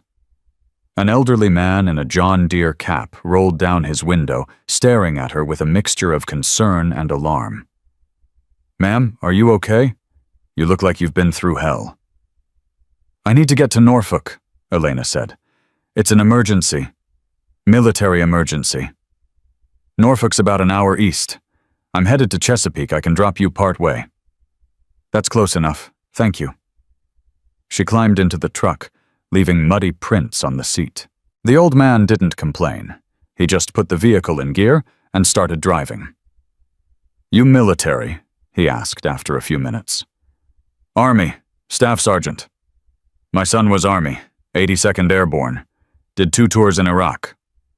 Thank him for his service. I would if I could. IED got him in 2007. The old man's voice was matter-of-fact, the kind of tone that came from years of living with loss. You've got that same look he had, the one that says you're carrying something heavy. Elena was quiet for a moment. Someone I loved was killed because of a bad decision made by someone who should have known better. I'm trying to make sure it doesn't happen to anyone else. That's a heavy burden. It's the only one worth carrying. The old man nodded slowly. Then he pressed the accelerator a little harder, pushing the truck past the speed limit. Hang on, he said. Let's see if this old engine has some fight left in her. Elena smiled despite everything. Thank you. Don't thank me yet. You've still got a long way to go. He was right. The hardest part was still ahead. But for the first time since she had arrived at Dam Neck, Elena felt something that might have been hope. She was going to find Holloway's people. She was going to save Sarah Chen. And she was going to finish what she started. For Gabriel. For herself. For everyone who had ever been silenced by men who thought they were above consequences. The truck roared east toward Norfolk, and Elena began planning her next move. The old man dropped Elena at a gas station on the outskirts of Chesapeake at 1847 hours. She had 73 minutes to reach Norfolk, find Sarah Chen, and stop whatever Holloway had planned. Thank you, she said as she climbed out of the truck. I won't forget this. Just do what you need to do. The old man tipped his cap. And give 'em hell. The truck pulled away, and Elena was alone. She needed transportation. She needed information, and she needed both in the next 5 minutes. Her phone had been confiscated at the start of the field exercise standard protocol, but the gas station had a payphone ancient and probably barely functional. She fed coins into the slot and dialed a number she had memorized years ago. 3 rings. Then a voice she recognized. "Speak." "It's Navarro. I need an emergency assist." A pause. "You're supposed to be in the swamp." "Plans changed. Holloway's people tried to kill me.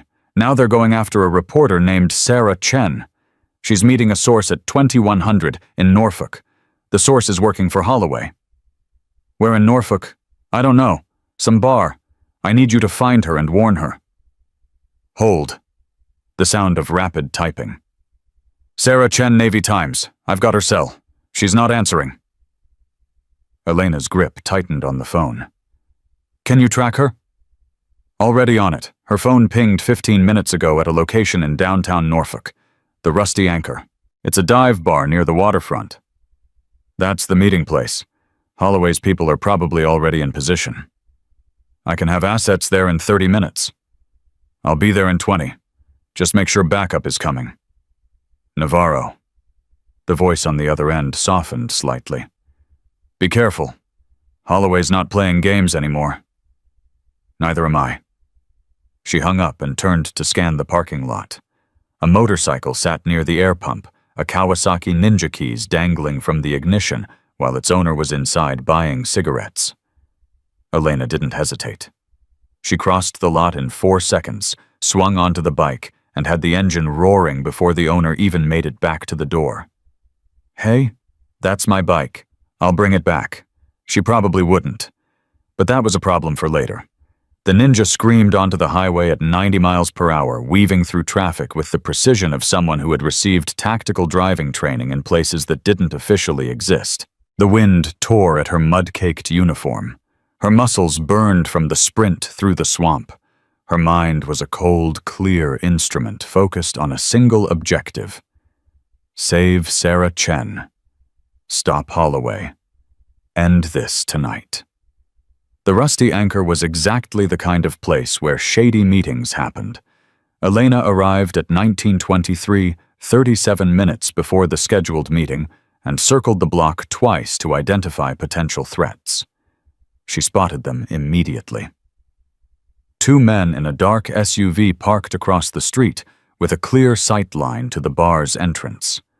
Another man on the corner pretending to check his phone while watching everyone who approached. A 4th near the back alley positioned to cut off escape routes. 4 operators. Professional positioning. Clean sight lines. Holloway had sent a kill team. Elena parked the motorcycle 2 blocks away and approached on foot, staying in the shadows using every technique she had learned in Damascus to avoid detection. She needed to get inside before Chen arrived. She needed to identify the fake source, and she needed to neutralize the threat without starting a firefight in a crowded bar. Simple.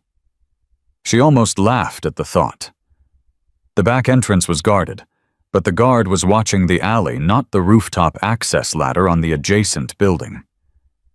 Elena climbed in 30 seconds, crossed to the Rusty Anchor's roof, and found a ventilation hatch that led to a storage room on the 2nd floor. She dropped into darkness, drew her weapon, and listened. Voices below. Music, the clink of glasses. Normal bar sounds on a Thursday night. But underneath it all, she could hear something else, the particular kind of silence that came from someone waiting for something to happen. Elena moved to the door, cracked it open, and surveyed the scene below. The bar was half full. Working-class crowd, mostly men, a few women. Pool tables in the back. A jukebox playing country music. And at a table near the window, a woman in her 30s with short dark hair and the alert posture of a journalist waiting for a dangerous source. Sarah Chen. She was early. That was good. It gave Elena time to make contact before Holloway's people made their move. But as Elena started down the stairs, she spotted something that made her blood freeze. The man sitting at the bar, nursing a beer, and watching Chen's reflection in the mirror behind the bottles. Senior Chief Marcus Holt. He was supposed to be in detention. He was supposed to be neutralized. Instead, he was here positioned exactly where he could intercept anyone trying to reach Chen. Holloway hadn't just sent a kill team. He had sent his most trusted operative. Elena pulled back into the shadows, her mind racing. Holt knew her face. If she walked into that bar, he would recognize her immediately. The element of surprise would be gone. Chen would be caught in the crossfire. She needed a different approach. Her eyes landed on a fire alarm mounted on the wall near the stairs. It was crude. It was obvious. But sometimes the simplest plans were the best. Elena pulled the alarm. The effect was immediate. Sirens blared. Lights flashed. The bar erupted into chaos as patrons scrambled for the exits. In the confusion, Elena moved. She reached Chen's table in 4 seconds, grabbed the woman's arm, and spoke directly into her ear. "Sarah Chen, I'm Staff Sergeant Elena Navarro. You're in danger. Come with me now." Chen's eyes went wide. "Navarro, you're the one Reyes told me about." "Yes, and the source you're meeting is working for William Holloway. If you stay here, you're going to die." "How do I know you're telling the truth?" "You don't. But in about 30 seconds, a man named Marcus Holt is going to come through that crowd with a weapon. He's been sent to kill you and frame me for it. You can wait for that to happen, or you can trust me." Chen hesitated for 1 heartbeat. Then she grabbed her bag and stood. "Which way?" "Back exit. Stay close." They moved through the panicked crowd, using the chaos as cover. Elena kept her body between Chen and Holt's last known position, one hand on her weapon, every sense tuned to the threats around them. They were 10 feet from the back door when Holt's voice cut through the noise. "Navarro!" Elena shoved Chen toward the exit. "Go. I'm right behind you." Chen ran. Elena turned. Holt was pushing through the crowd, his weapon drawn, but held low to avoid causing more panic. His face was twisted with rage and something else, desperation. He knew what was at stake. He knew that if Elena escaped with Chen, everything Holloway had built would collapse. "You should have died in that swamp," Holt growled. "Would have been cleaner. You should have sent better people." Elena raised her own weapon. "Last chance, Marcus. Walk away. This doesn't have to end with blood." "You don't understand, do you? I can't walk away. Holloway owns me. He's owned me for 15 years. Holt's voice cracked. "I did things for him. Things that can never come out. If you expose him, you expose me, too.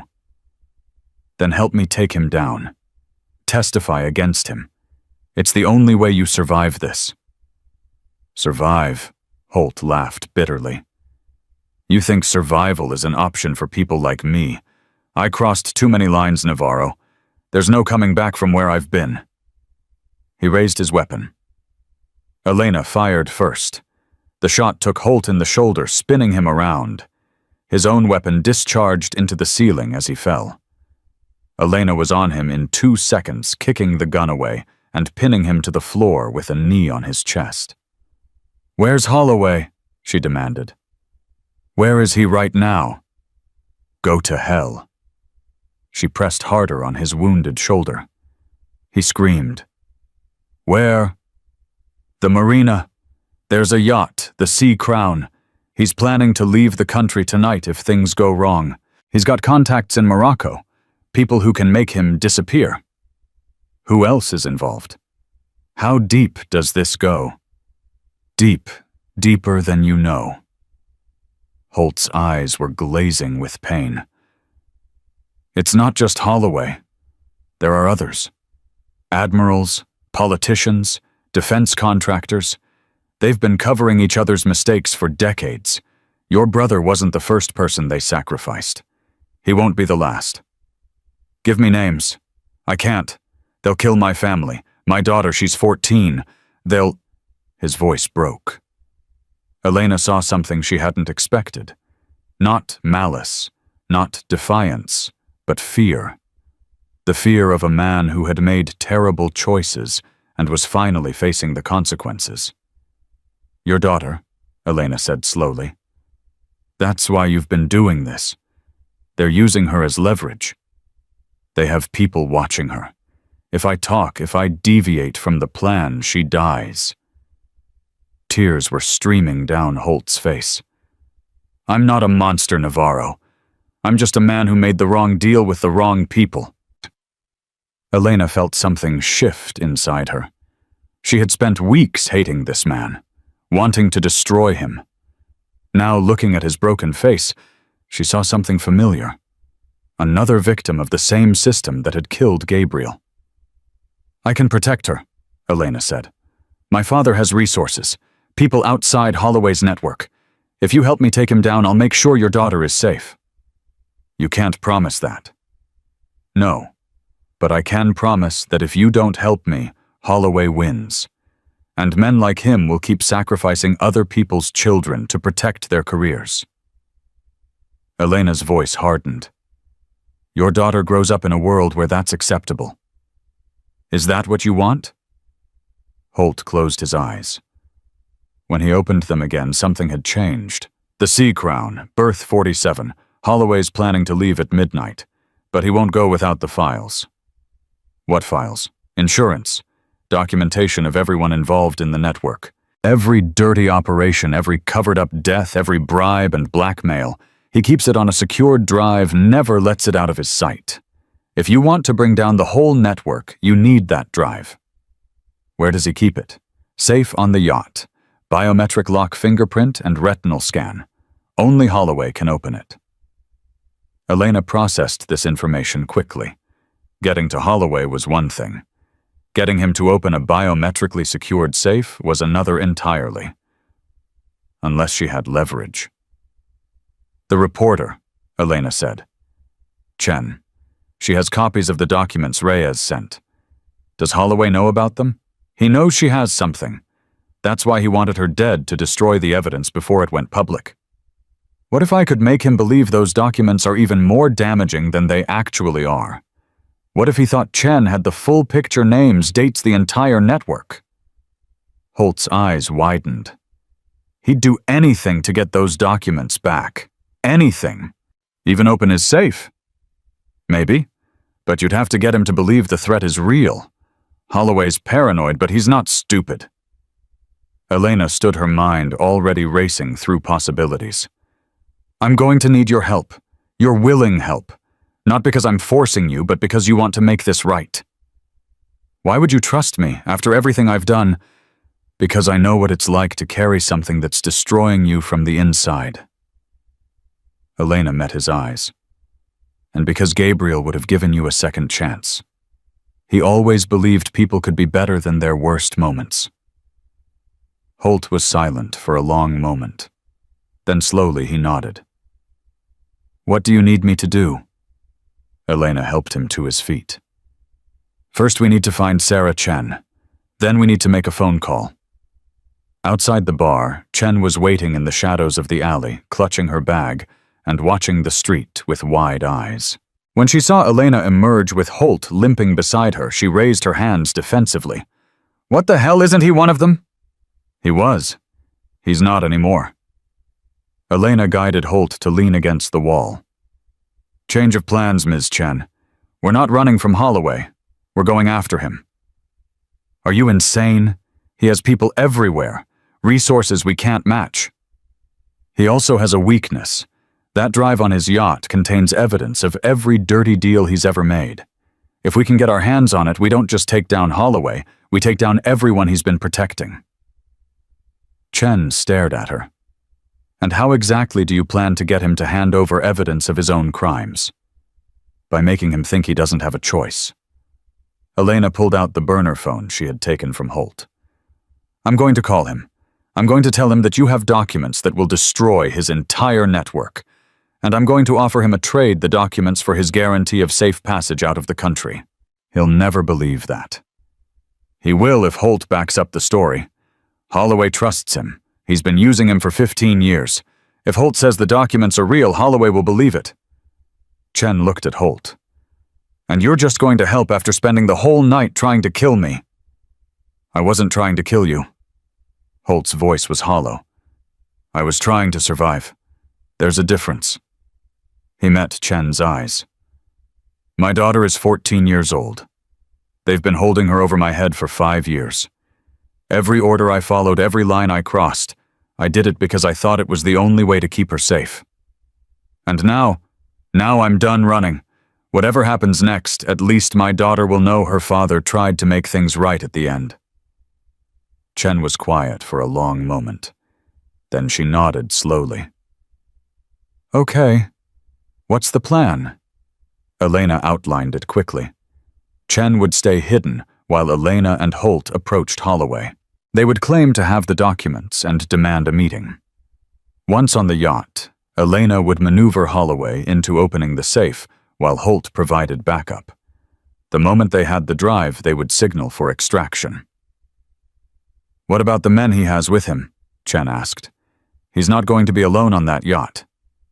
I've handled worse odds. Elena checked her weapon. Besides, we're not going in blind. My father has a team standing by. Once I give the signal, they'll move in. And if something goes wrong, then you take what evidence we have and you publish everything. Names, dates, the whole story. You make sure Gabriel's death wasn't for nothing. Chen held her gaze. You really are willing to die for this, aren't you? I've been willing to die for this since the moment they put my brother in the ground. Elena's voice was steady. But I'd rather live. So let's make sure this works. The call to Holloway lasted 47 seconds. Elena kept her voice cold, professional, detached. She told him she had the documents. She told him Chen had made copies. She told him the entire network would be exposed within 24 hours unless he agreed to her terms. Holloway listened without interrupting. When she finished, his voice came through the phone like silk wrapped around steel. You're bluffing, Staff Sergeant. You don't have anything. Then call my bluff. Watch what happens when the Navy Times publishes a story connecting you to the deaths of 3 SEALs in Syria. Watch what happens when every name in your little network starts trending on social media. Silence. What do you want? A meeting. Just you and me. Your yacht, 1 hour. You give me your guarantee that Chen and I walk away clean and I give you the documents. Why would you do that? You've been hunting me for 7 years. Because I'm tired. Because this war has cost me everything. And because I've realized that revenge won't bring my brother back. Elena let her voice crack slightly, a calculated vulnerability. I just want it to be over, Holloway. Give me a way out and I'll disappear. You'll never hear from me again. Another silence. Elena could almost hear him calculating, weighing risks and rewards. 1 hour, berth 47. Come alone.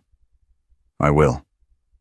And Navarro, if this is a trap, I'll make sure what happens to you makes your brother's death look merciful. The line went dead. Elena looked at Holt. He bought it. Maybe. Or maybe he's setting his own trap. Holt grimaced as he shifted his wounded shoulder. Holloway's survived this long because he's always 3 moves ahead. Then we need to be 4 moves ahead.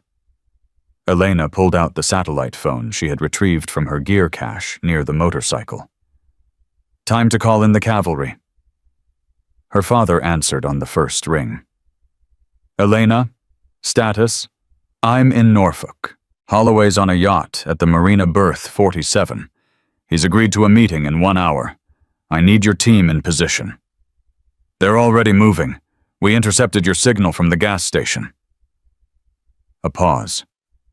Santos and Webb are safe. Mercer is in custody. Whatever happens tonight, that evidence is secured. Good. But there's more at stake now than just Operation Sandstorm. Holloway has a drive with evidence of an entire network, admirals, politicians, contractors. If I can get him to open that safe, we can take down everyone. That's a big if. I know, but it's the only play we have. Silence on the line. Then her father's voice, rougher than before. I'm coming with the team. Dad, this isn't negotiable, Elena. You're my daughter. Gabriel was my son. If we're ending this tonight, we're ending it together. Elena felt something catch in her throat. Copy that, Admiral. See you at berth 47. She ended the call and turned to face the waterfront. Somewhere out there, William Holloway was preparing for a confrontation he thought he controlled. He had no idea what was coming. Elena started walking toward the Marina Gabriel's dog tag, burning against her chest like a promise waiting to be fulfilled. 1 hour. 1 meeting. 1 chance to bring down the man who had destroyed her family. She was ready. The Sea Crown sat at berth 47 like a predator waiting in dark water. Elena approached alone exactly as she had promised. Her weapon was holstered but accessible. Her body was coiled with tension. Her mind was clear. Somewhere behind her, hidden in the shadows of the marina, her father's team was moving into position. 8 former DevGru operators who had trained under Roberto Navarro and would follow him into hell if he asked. They were her insurance policy. But first, she had to get inside. 2 guards met her at the gangway. They searched her professionally, found her sidearm, and confiscated it without comment. One of them spoke into a radio, then gestured for her to board. Captain Holloway is waiting in the main cabin. Don't try anything stupid. Elena walked up the gangway and into the belly of the beast. Holloway was standing in the center of the cabin when she entered, a glass of scotch in his hand and a smile on his face that didn't reach his eyes. He looked exactly like his campaign photo's handsome, distinguished the picture of American leadership.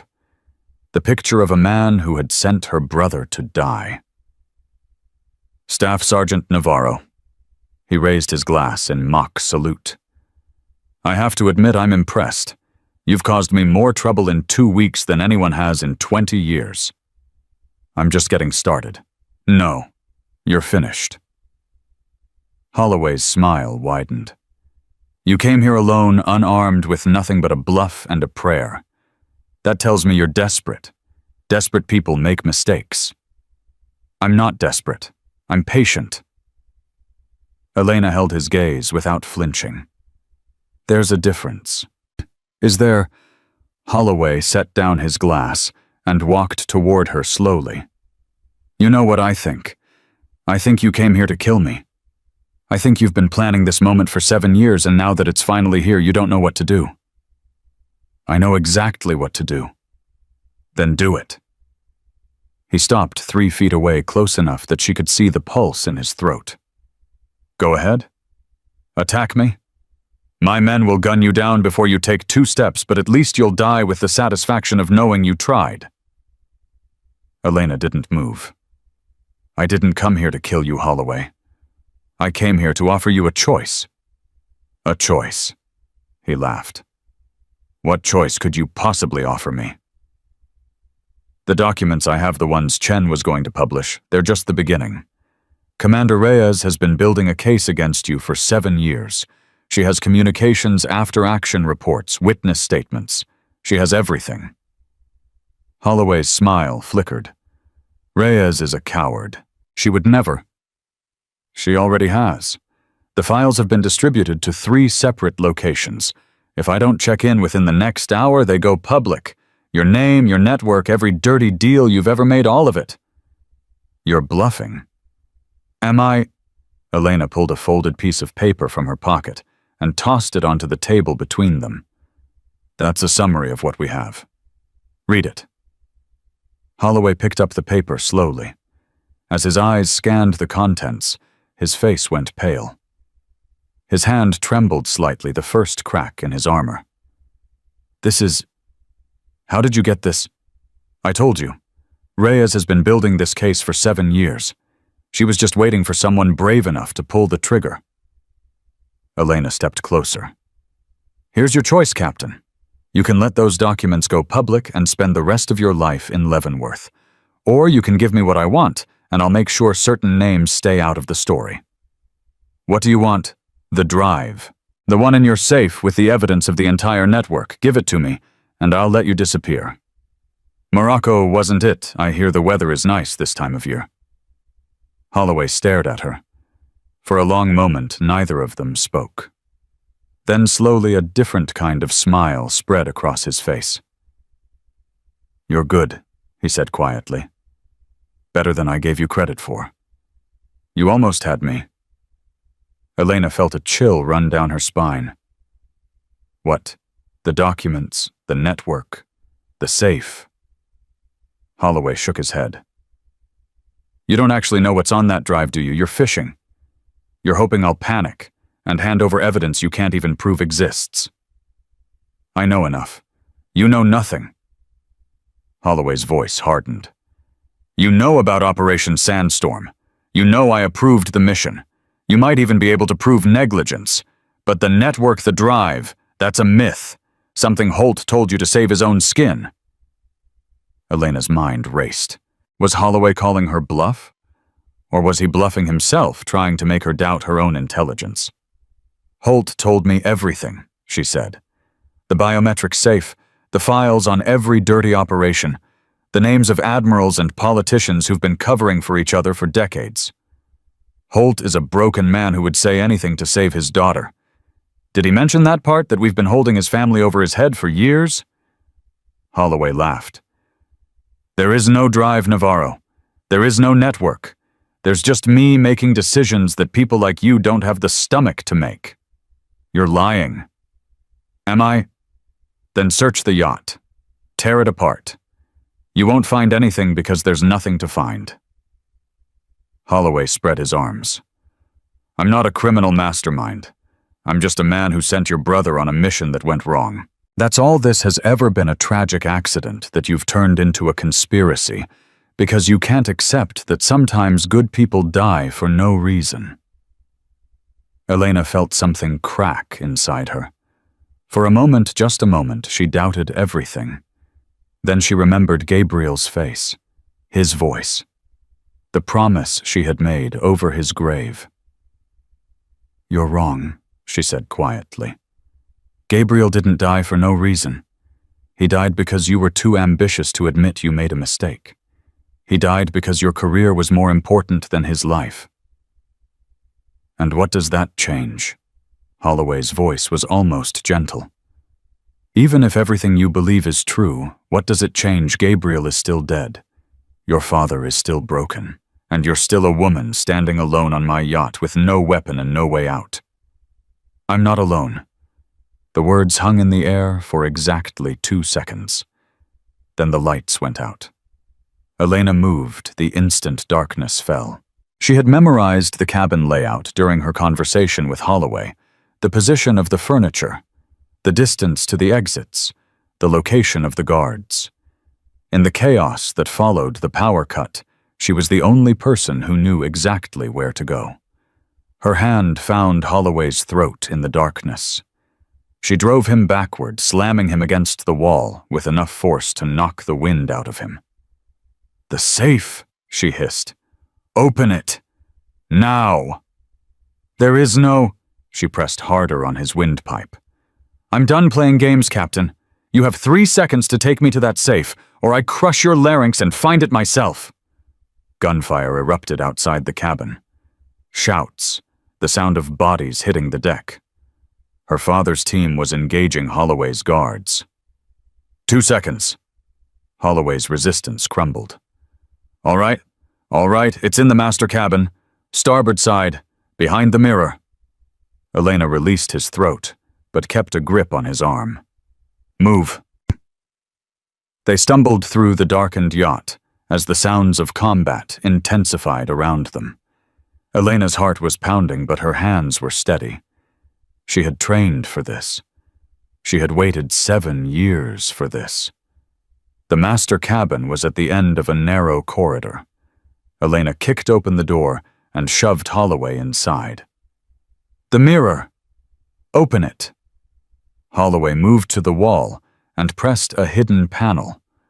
The mirror swung outward, revealing a compact safe with a biometric scanner. Fingerprint and retinal scan, Elena said. Do it. If I open this safe, I'm dead.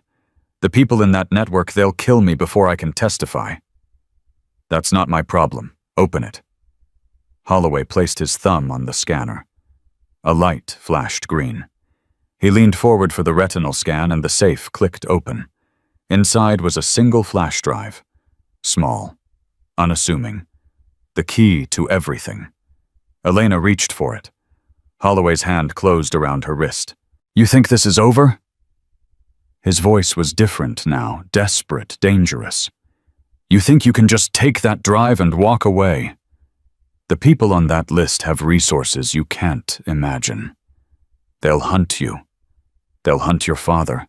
They'll destroy everyone you've ever cared about. Let go of me. I'm trying to save your life, you stupid girl. Take the drive, and you become the most wanted person in the intelligence community. Every asset, every contractor, every dirty operator who's ever done business with that network will be coming for you. I said let go. Elena twisted her wrist and broke his grip in one fluid motion. She grabbed the drive and stepped back. You want to know why I'm not afraid, she said. Because I've already lost everything that mattered. My brother, my relationship with my father, 7 years of my life chasing ghosts. She held up the drive. This isn't about revenge anymore. This is about making sure no one else has to lose what I lost. You'll die for that principle.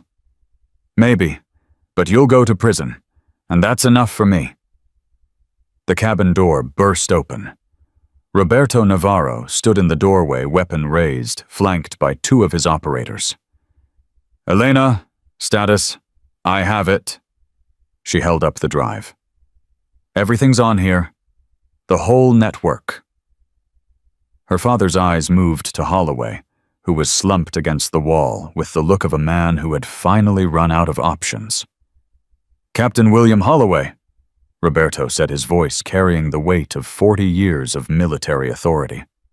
By the authority vested in me by absolutely no one, you're under arrest for conspiracy, negligent homicide, and being the worst kind of coward, the kind who sends other people's children to die for his ambitions. You can't do this. I have rights. You have nothing.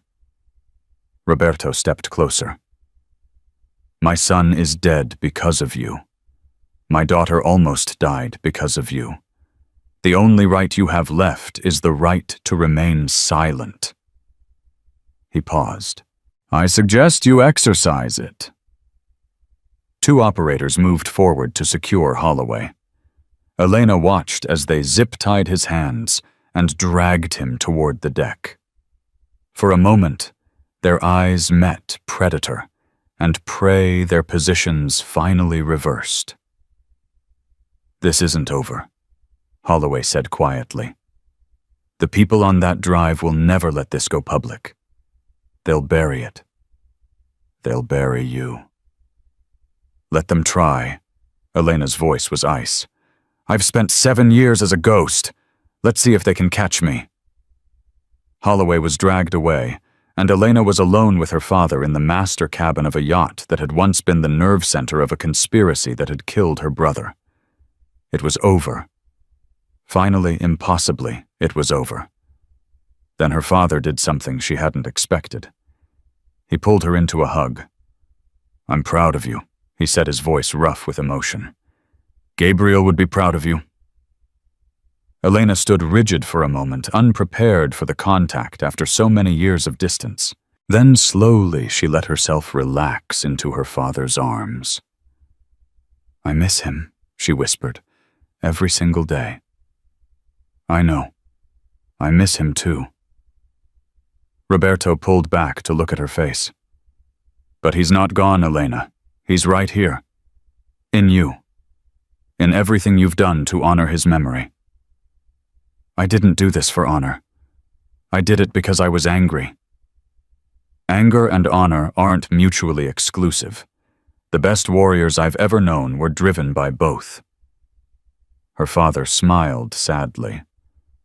Gabriel was angry too, you know. Angry at the system, angry at the bureaucracy, angry at all the compromises he saw people making. He channeled that anger into being the best operator he could be. And look where it got him. It got him killed by a coward who wasn't worthy to command men like him. But it also inspired his sister to take down an entire network of corruption that's been poisoning special operations for decades. Roberto squeezed her shoulders.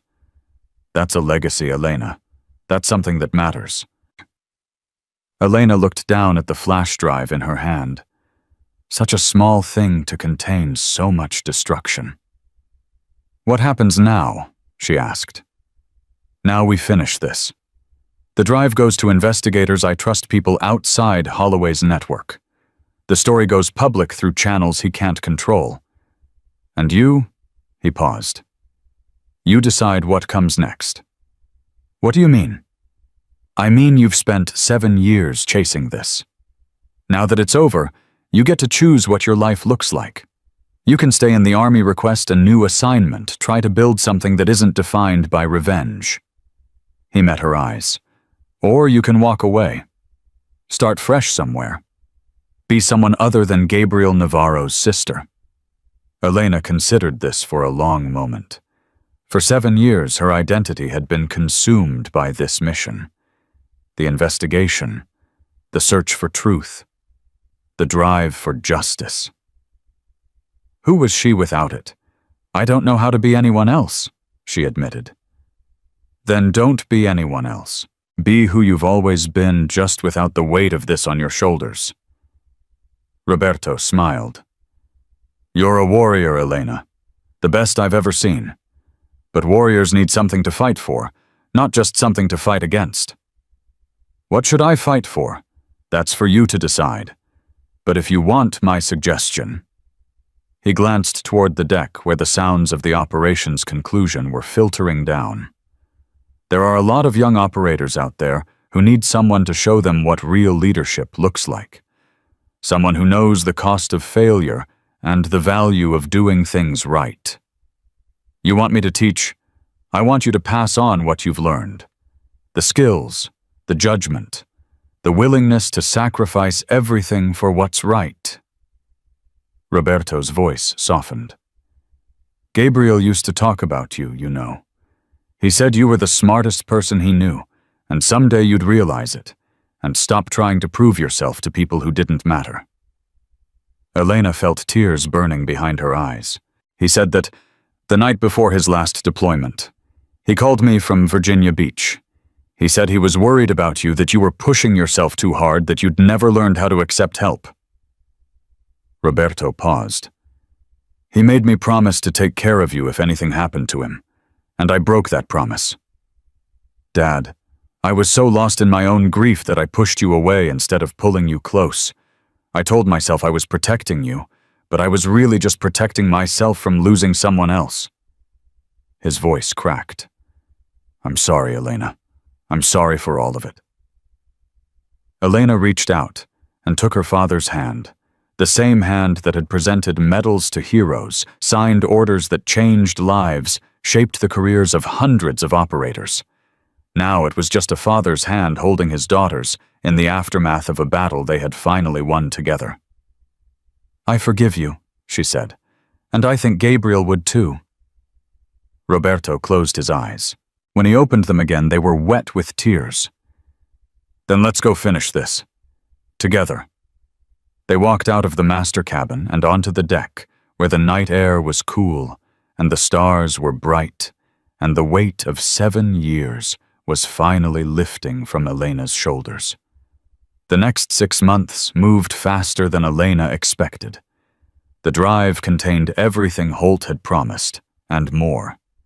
Communications implicating 17 flag officers, financial records linking defense contractors to illegal operations, evidence of cover-ups spanning 3 presidential administrations. The scandal made national news. Congressional hearings were convened. Admirals resigned. Politicians withdrew from races. The network that had protected William Holloway for 20 years collapsed under the weight of its own corruption.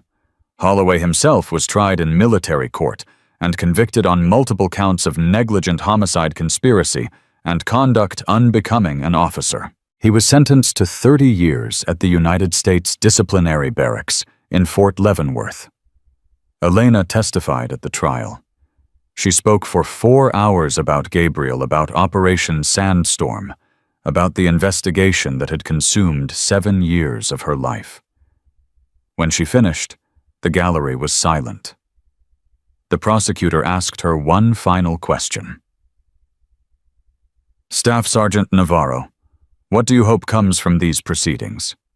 Elena thought for a moment before answering.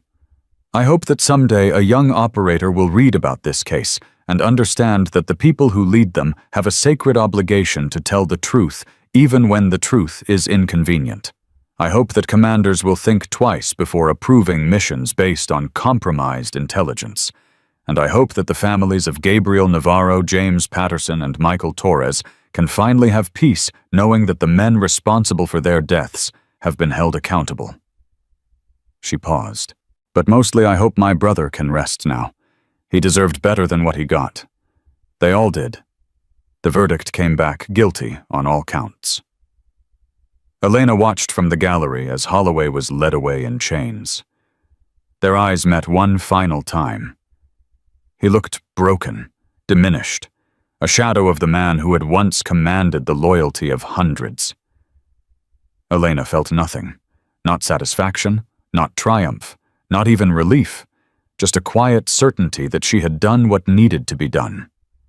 Commander Reyes was cleared of any wrongdoing and promoted to captain. She was assigned to lead a new oversight committee focused on preventing intelligence failures in special operations. Senior Chief Holt testified against Holloway in exchange for a reduced sentence and protection for his daughter. He served 18 months at a minimum security facility before being released to a quiet life somewhere in the Midwest. Elena never saw him again, but she heard through contacts that his daughter had enrolled in college to study criminal justice. She hoped the girl found whatever she was looking for. Sarah Chen won a Pulitzer Prize for her coverage of the scandal. Her series of articles exposed not just Holloway's crimes, but the systemic failures that had allowed them to happen. She dedicated her award to the men and women who serve in silence and the families who wait for them to come home. Elena attended the ceremony. Afterward, Chen found her in the crowd. "Thank you," Chen said simply, "for everything. I should be thanking you. You took a risk publishing that story. You could have been killed. So could you. But you did it anyway." Chen smiled. "That's what courage looks like, Staff Sergeant. I just wrote about it. You lived it." Elena returned to Dam Neck 2 months after Holloway's conviction, not as a temporary instructor this time, but as the permanent senior combatives instructor for Naval Special Warfare Group 2. The first Army NCO and the first woman to hold the position. Her reputation preceded her. The operators called her La Fantasma, the Ghost, and spoke about her in the same hushed tones they reserved for the legends of special operations history. Elena didn't care about legends. She cared about the young faces that filed into her training sessions every morning, eager to learn, desperate to prove themselves. She taught them everything she knew. The techniques, the mindset, the willingness to sacrifice everything for the mission and the people beside you. But mostly she taught them something simpler, that true strength wasn't about physical power or tactical brilliance.